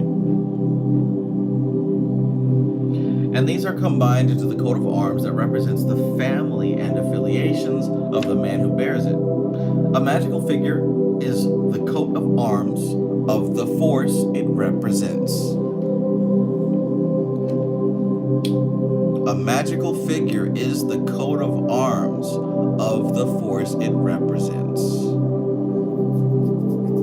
I hear you, Fat Tony. I saw you. Coffee time. You're exactly right. You're exactly right. I was trying to push through to the end of the chapter before I took a quick break.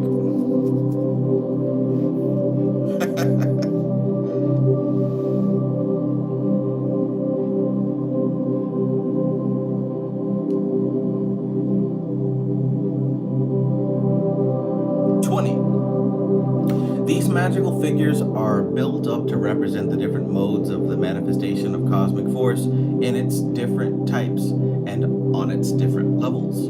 They are given names, and the initiate thinks of them as persons, not troubling himself about their metaphysical foundations.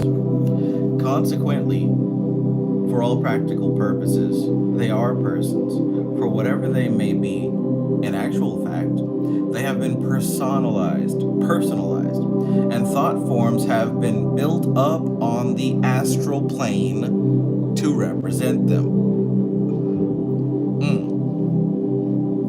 These, being charged with force, are of the nature of artificial elementals. But the force with which they are charged being cosmic, they are much more than what we ordinarily imply when we speak of artificial elementals. And we assign them to the angelic kingdom and call them angels or archangels according to their grade. An angelic being, then, may be defined as a cosmic force whose apparent vehicle of manifestation to psychic consciousness is a form built up by the human imagination. I'm telling y'all, I was at my grandmother's house for Thanksgiving, and she's got, in the one of the big rooms, she's got like these dressers, and they have all these angels, like ceramic black angels, all over the place. And it dawned on me from my studies about elementals, angels are fairies. They are elemental spirits. Because you think about it, all cultures has stories of like either small beings or invisible beings or these distant beings with wings. And I can easily see that fairy wings begin to be converted to angel bird wings when Christianity took over. But all cultures have always had this association with another race of entities with wings on their backs.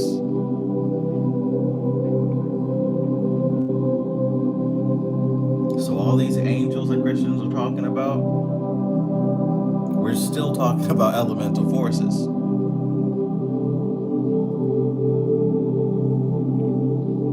And many of them angels are fairies.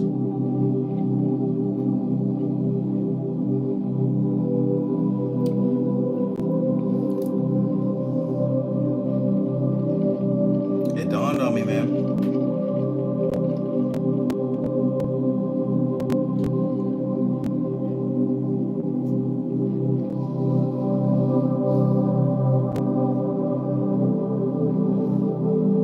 I tell you what, that fairy magic is no joke.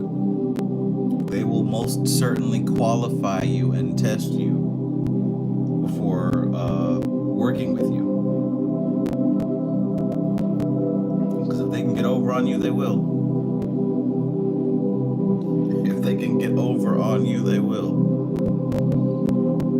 But let's keep going.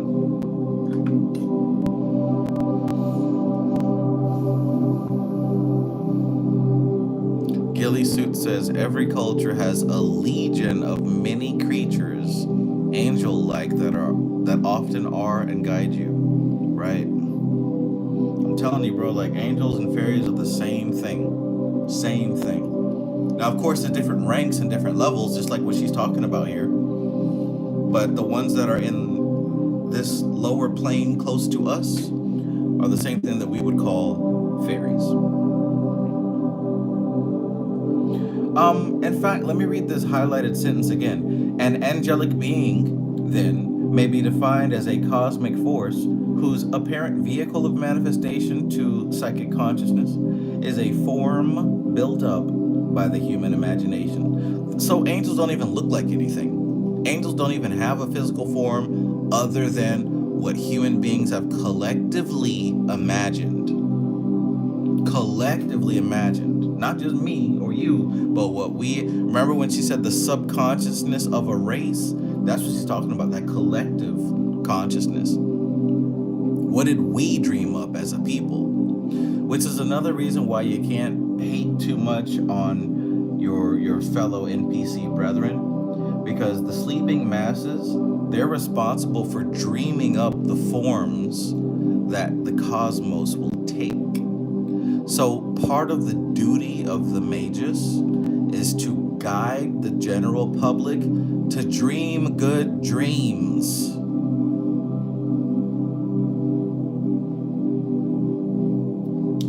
Three of y'all heard me, and the rest of y'all let it go in one ear and out the other, and that's fine. Dream good dreams.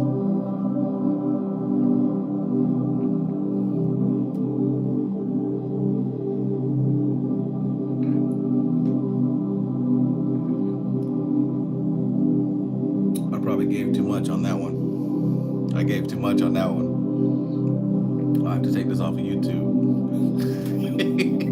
We have to redo this reading on Saturday. All right, where we at?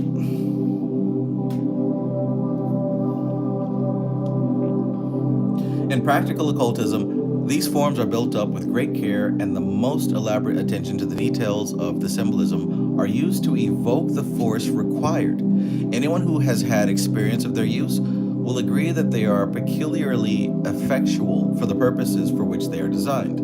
By holding the magical image in mind and vibrating the traditional name assigned thereto, remarkable phenomena are obtained.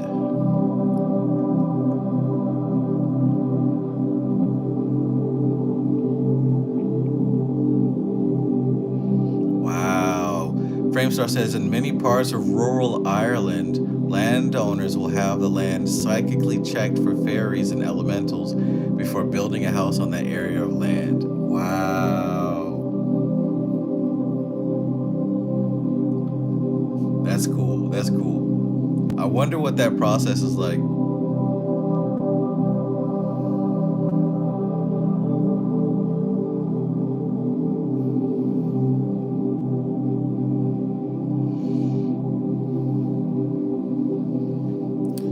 Elron Candle Peace, who says, hey, been subscribed for a hot minute and just wanted to say thank you. I know it might not seem important, but to me it is. You helped me on my journey and the journey continues. Truly, thank you. I appreciate you reaching out and responding. Nice, nice. 21. As we have already noted, it is necessary to use the mental technique of the Kabbalists in order to get any sense out of the Kabbalah. This formulation of the image and vibration of the name is designed to put the student in touch with the forces behind each sphere of the tree. Can you say in trance?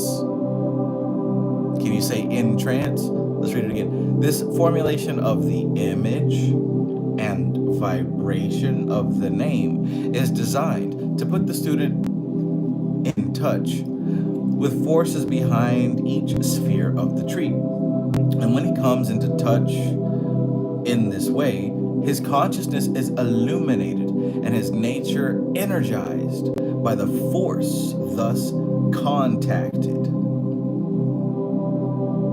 Since we spilling beans here, you've already got that force in you. When you go into trance, you allow yourself to pull it out of you.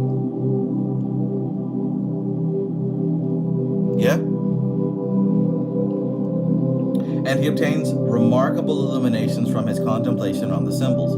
These illuminations are not a generalized flooding of light, as in the case of the Christian mystic, but a specific energizing and illumination according to the sphere opened up.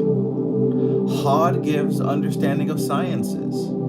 Yasad, understanding of life force and its tidal modes of functioning. When Hod is contacted, we become filled with enthusiasm and energy for research. When Yasad is contacted, we enter deeply into psychic consciousness and touch the hidden life forces of the earth and our own natures.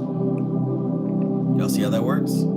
These are matters of experience. Those who have used the method know what it yields them. Whatever may be the rational foundations of the system, as an empirical method, it yields results. So each of these sephra, it's like Ben 10. You slap that watch and you become a specific power, a specific alien. Each of these 10 Sephiroth has a specialty, has a virtue and a vice, depending on you. And when you tap in, when you go into trance, when you focus on the image and vibrate the name, this should allow an opportunity to connect with the force. And might we say again, the mind of the force compared to you is like the body of your being compared to the body of a planet. Vast. Stupidly vast. Unimaginably vast. We can't fathom how big Jupiter is.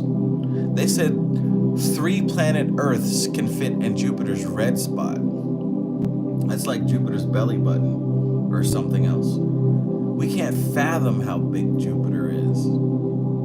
fathom how big our city is,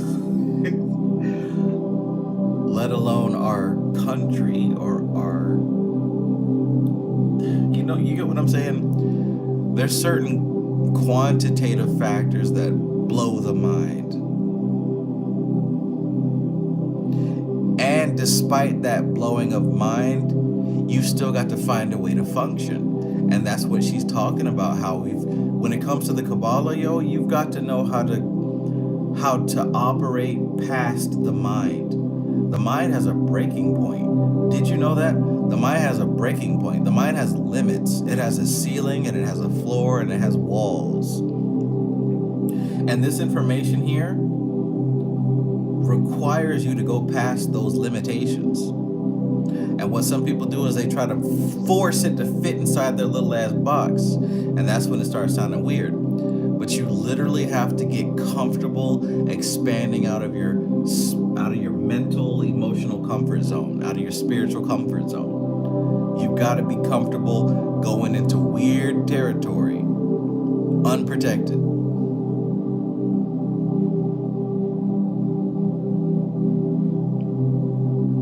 We can't fathom, yet we still work. And that's the crazy part. And we still work with those energies, and we still have to deal with those energies and wield them.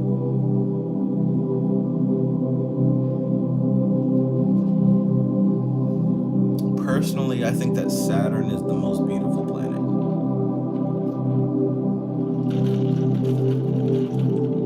Jupiter's kind of cute. But too much drama, all them damn storms and shit.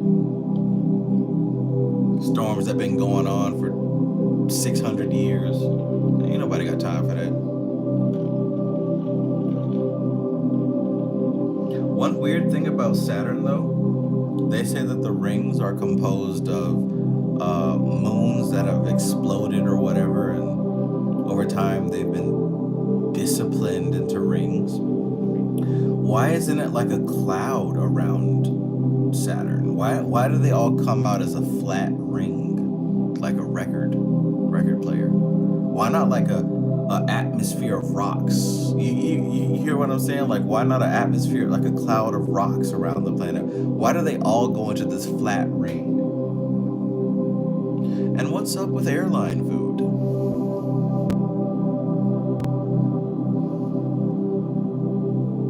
What's the deal with airline food?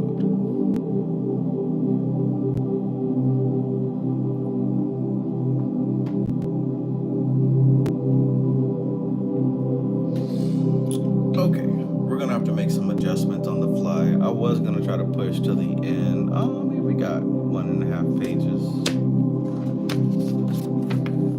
I might be able to make it. I'll be able to make it.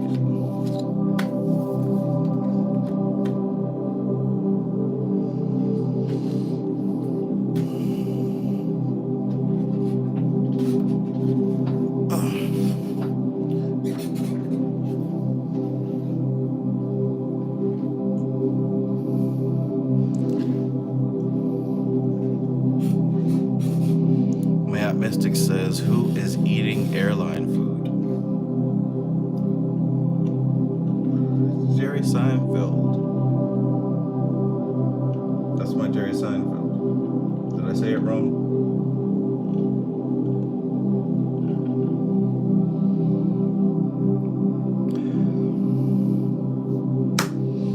Okay, my fellow explorers of metaphysics, let's continue.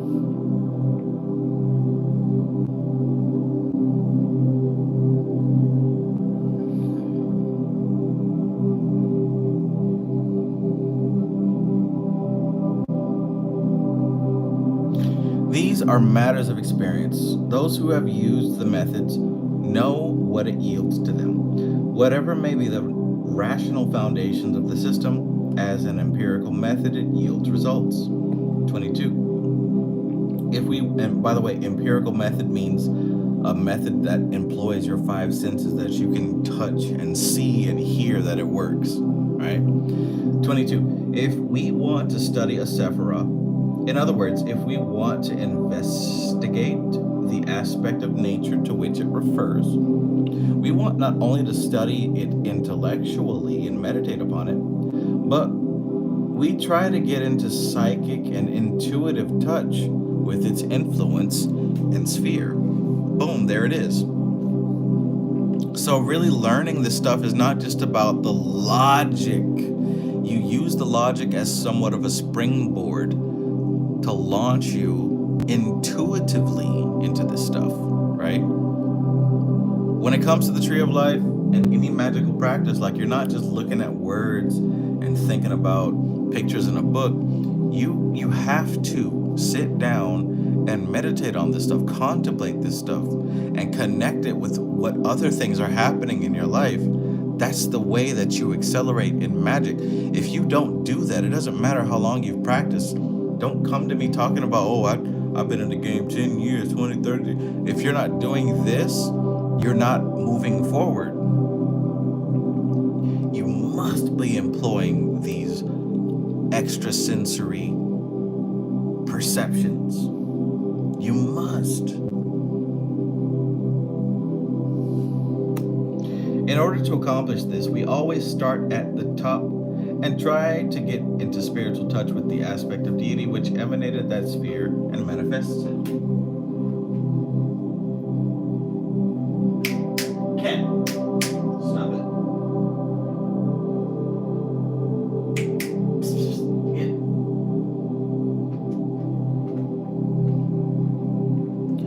I have a female cat that is in heat.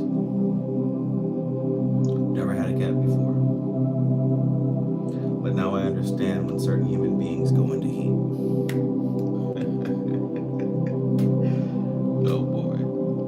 In order to accomplish this, we must always start at the top and try to get into spiritual touch with the aspect of deity which emanated that sphere and manifests in it.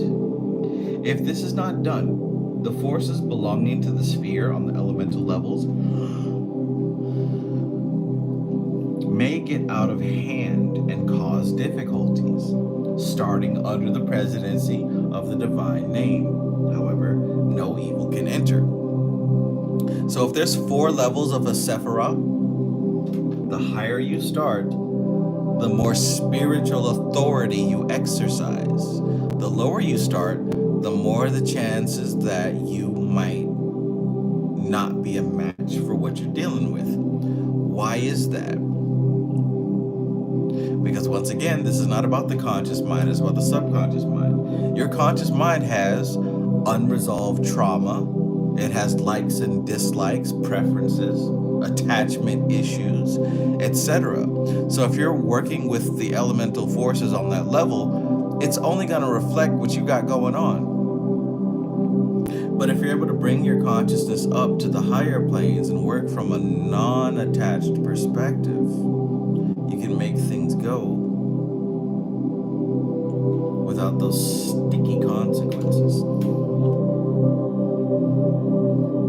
23. Having adored the creator and sustainer of all under his holy name in the sphere we are investigating, we next invoke the archangel of the sphere, the mighty spiritual being in whom we personify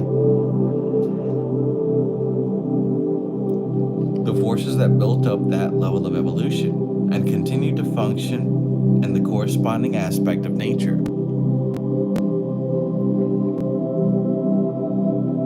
We ask the blessing of the archangel and beg that he will bid the order of angels assigned to that sphere that they shall be friendly and helpful towards us in the realm of nature in which they function. By the time we've done this, we shall be thoroughly tuned to the keynote of the sphere we are investigating and be ready to follow out the ramifications of correspondences of that sephra and its cognate symbols.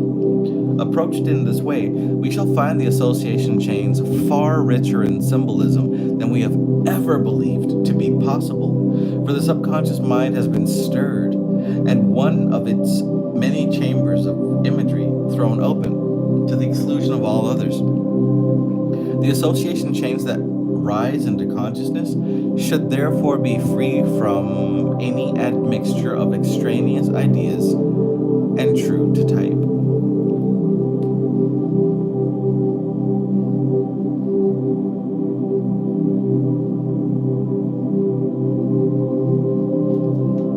25. First, we review in our minds all the possible symbols that we can recollect.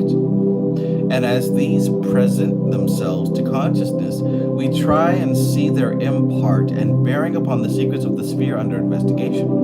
But we do not try it too hard, for if we concentrate upon a symbol and strain at it, as it were, we shall close the meshes of the symbol. We shall close the meshes of the tenuous veil that shields the subconscious mind. In this investigation, half meditation, half reverie, we want to work on the borders of consciousness and subconsciousness so as to induce that which is subconscious to cross the threshold and come within our reach. Whew, that's the key right there. That's the key right there.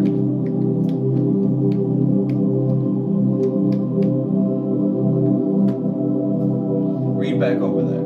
Read back over there. Cat, what are you doing?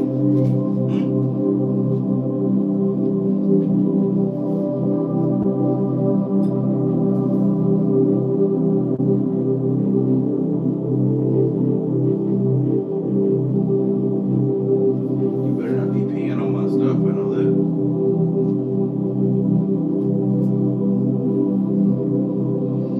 Okay, everybody. I was going to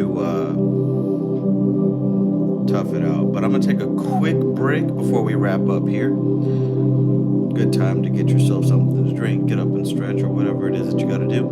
I'll be right back.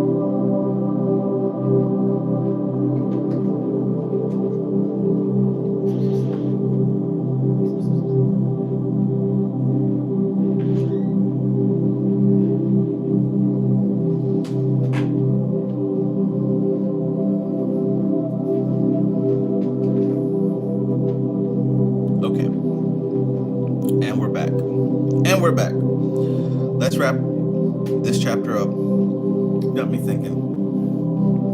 Maybe I can do one chapter 3 times a week. That might be reasonable. Because I didn't expect to talk so much.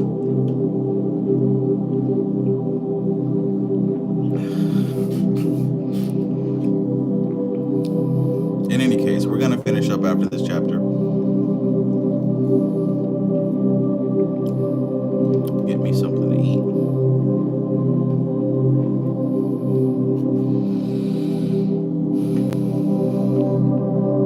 So once again, I'll read 25. First, we review in our minds all the possible symbols that we can recollect. And as these present themselves to consciousness, we try and see their import and bearing upon the secrets of the sphere under investigation. But we do not try too hard. For if we concentrate upon a symbol and strain at it, as it were, we shall close the meshes of the tenuous veil that shields the subconscious mind. In these investigations, half meditation, half reverie, we want to work on the borders of consciousness and subconsciousness so as to induce that which is subconscious to cross the threshold and come within our reach.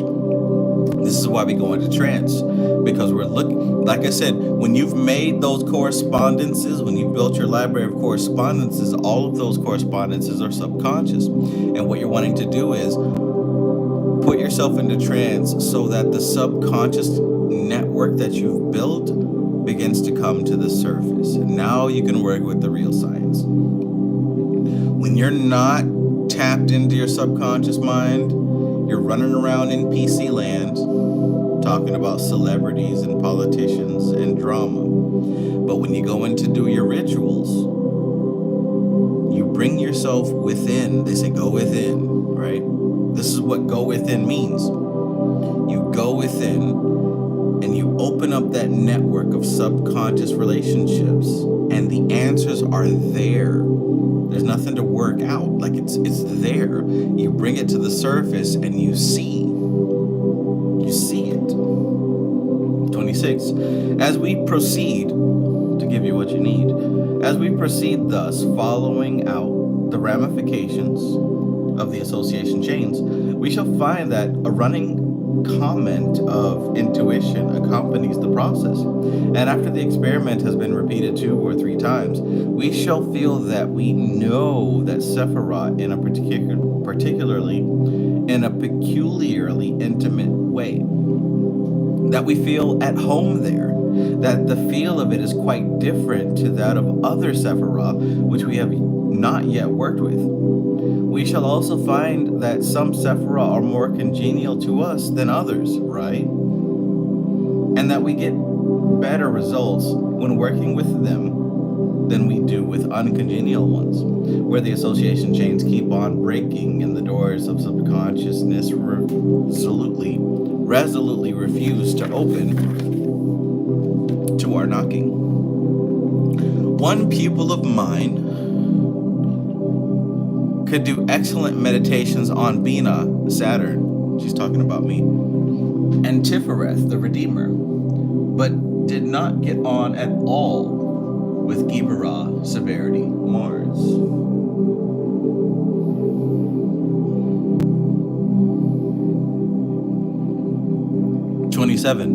I shall never forget my own experience with the first attempt I made at this method.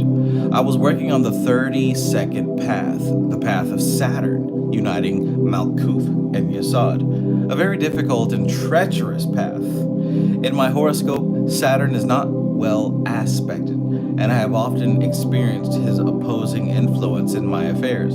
But after I had succeeded in treading the paths of Saturn out into the indigo darkness of the unseen, until the moon of Yesod rose in purple and silver over the horizon, I felt that I had received the initiation of Saturn, that he was no longer inimical to me, but a friend who, through candid and stern, though candid and stern, was to be trusted to protect me from mistakes and rash judgments. I realized his function as the tester and not the antagonist or avenger. She's given you an example of what it's like to go through the path and realize the actual lesson specific to you. I realized him as time with his scythe, but knew also why he was called in Hebrew Shabbatai, rest, for he giveth his beloved sleep.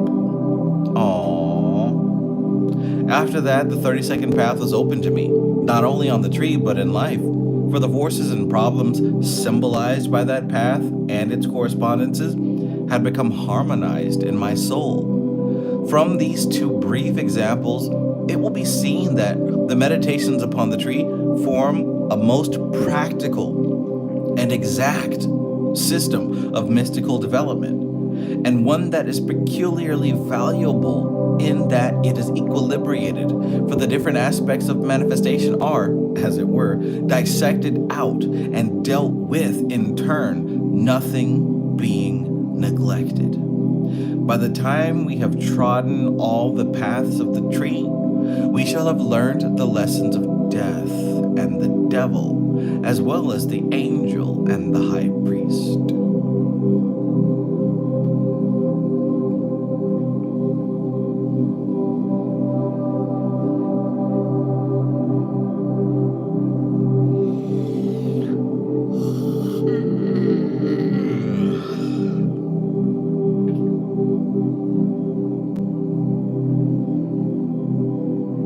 I hope you got something out of this powerful book read, because Dion Fortune does not disappoint. She does not disappoint.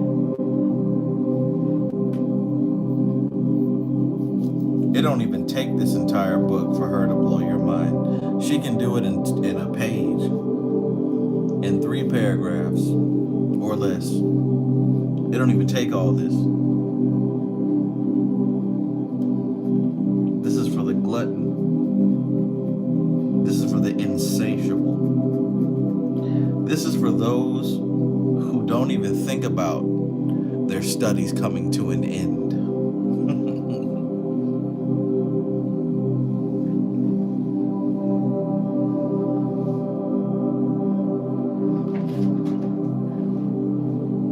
This is for those who like to pop the trunk and let it bump.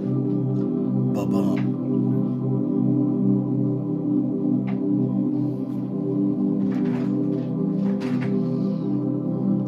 Okay, I'm satisfied with this. We'll stop it here. I'll readjust the thumbnail and the title. We'll just do 1 chapter for now. But I was just, I wasn't doing anything tonight, and I thought that it would be a good idea to kind of continue the book study. I was feeling it, and I'm very happy that you all were here, feeling it as well.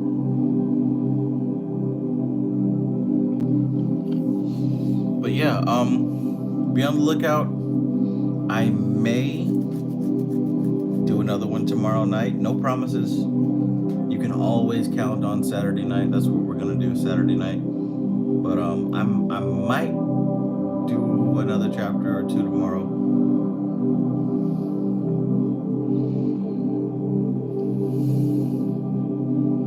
Because this book is too much to just do once a week. I think I've realized that. It's way too much for once a week. My gnosis, peace and greetings. Peace and greetings.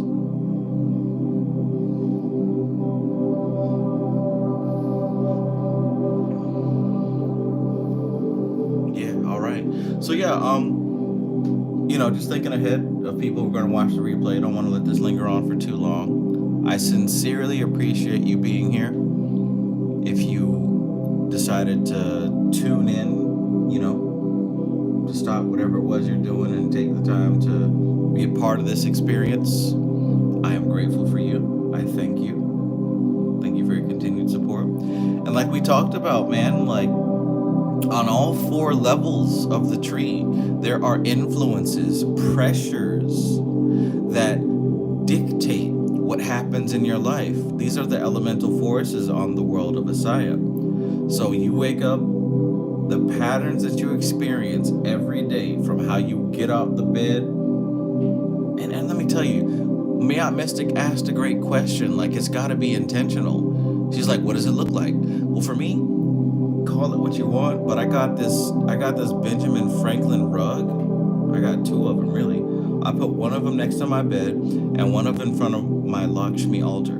So when I wake up out of bed, I make sure that the first step that I put down on planet Earth, my foot is on top of Benjamin Franklin's face. My first step is on top of that $100 bill. That's intentional, right? That's a correspondence. That's magic. My first step is magic. That's step number 1, right? Ain't nothing. Don't nothing come when I transition out of the dream world. My first step is on that big head. Is on that big blue face, right? That's what I'm talking about. Like, every single thing that you do should have purpose. There should be intention behind that, you know? For you, for your life. Typically, when I wake up, it's because my cats meow, meow, meow. They're hungry, they want some food. All right, cool. So I gotta get up. First step on that face. You know what I'm saying? I make myself presentable. I go feed my cats. But guess what? My cats symbolize something. And me feeding those cats, that's a ritual too. That's what I'm saying. Like, everything is a ritual. My first step out of my bed is the ritual.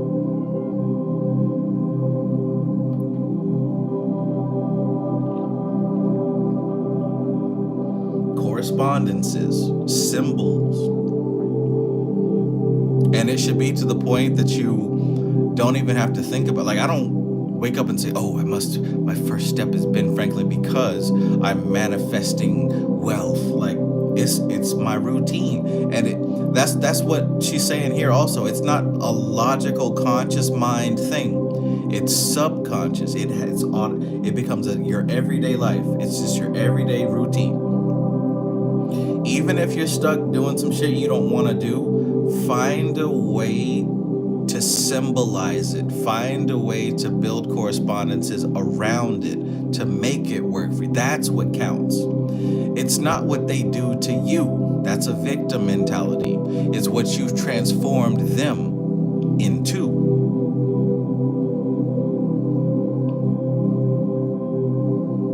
Step in the name of love. Step in the name of love.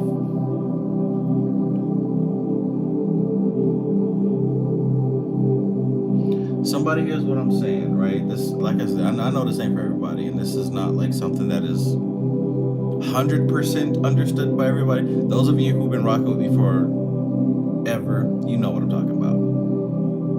You know what I'm talking about. And I know that you have your life set up and situated to where every move that you make is symbolic. And this is what we do. We shift our symbols, we improve our symbols, we make things better, because that's how we improve our lives, symbolically. We don't try to roughhouse the physical plane. We work from the higher planes.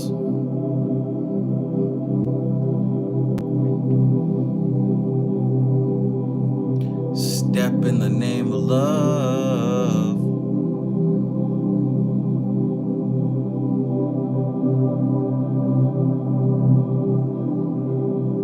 Y'all got me thinking now. Because I remember Initiation into Hermetics and how he talked about charging your water and your food before you eat it. That's what prayer was supposed to be. Now you got me thinking, like, every meal that I make, I need to have an intention for it. Like, it needs to be specific. Now, to me, that's not a burden. That sounds fun to me. That sounds fun. If it sounds like a burden to you, you don't have to do that.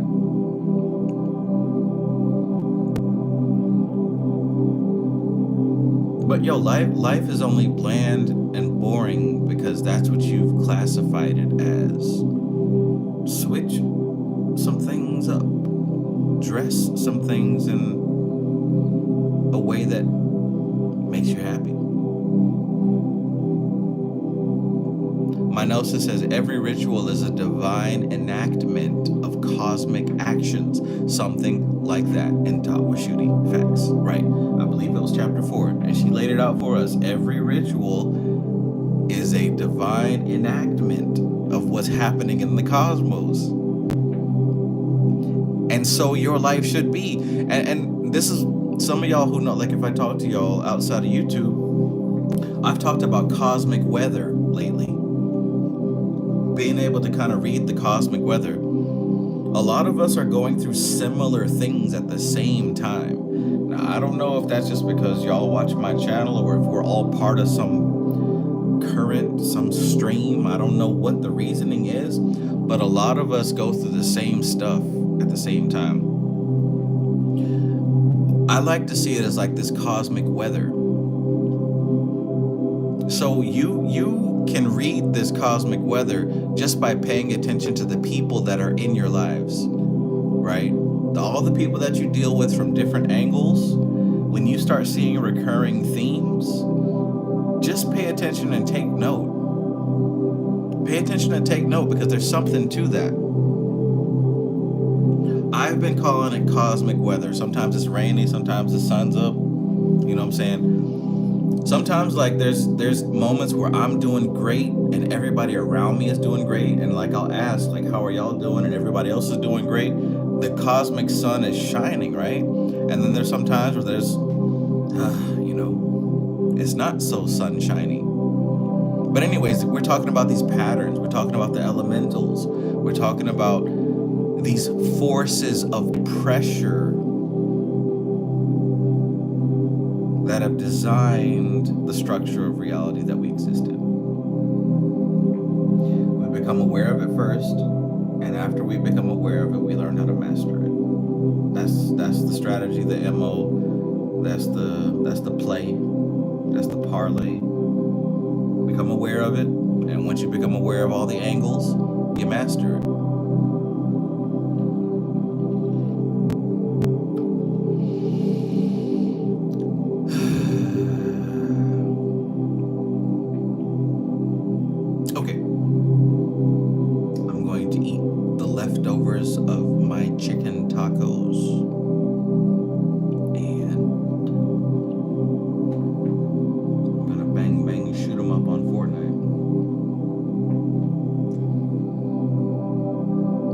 Have a great night, everyone. Thank you once again for being here. I love this. I love the game. I love the game. I love the hustle. I love this occult stuff. I will do it forever. I'm not going to stop. This is not a money trick for me. This is not a popularity trick for me. I'm going to be doing this. My YouTube just got demonetized. You know what I'm saying? YouTube said, we're not going to pay you because you posted someone else's video. All right, cool. But guess what? I'm still here. We still doing this. We're going to figure it out. Honestly, I think it's a blessing, because that shows me that it's time to restructure and figure something else out. Time to pivot. You feel me? Time to pivot. I am not a victim. Things do not happen to me. If anything happens to me, if anything, that's incentive that, okay, let's figure out a different way to do it. Kashigi says all that R&B music got to your account. Hey, I don't know. I don't know if somebody reported something. I don't know what it was, but it just said you're using content from some other creator. It's probably those damn shorts. I think it's those shorts. Because like I was just posting other stuff that I thought was funny, but apparently YouTube didn't think it was funny.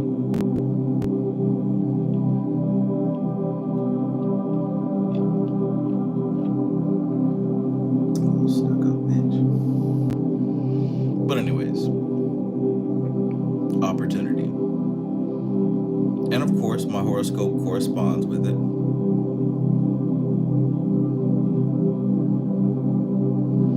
All right, y'all, enough talking. I'm playing this not Harry Potter, but this Hogwarts game. I'm feeling more magical. So make sure that you keep to your studies and practice your spells. And we'll continue with the mystical Kabbalah. If not tomorrow, you can count on it Saturday. We'll be back Wednesday for the tarot reading.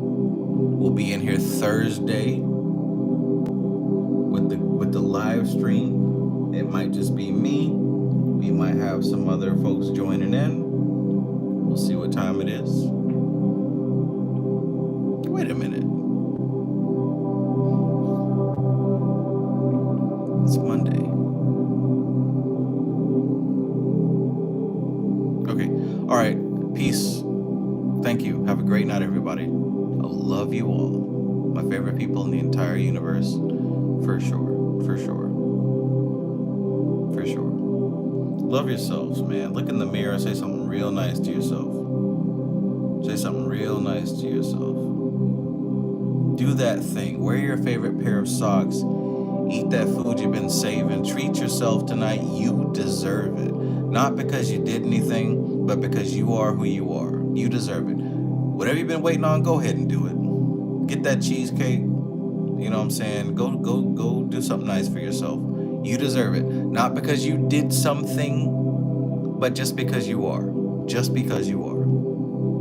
Okay? All right. This is TK Trev, aka Travis Magus, here with LVX777. I can't thank you enough.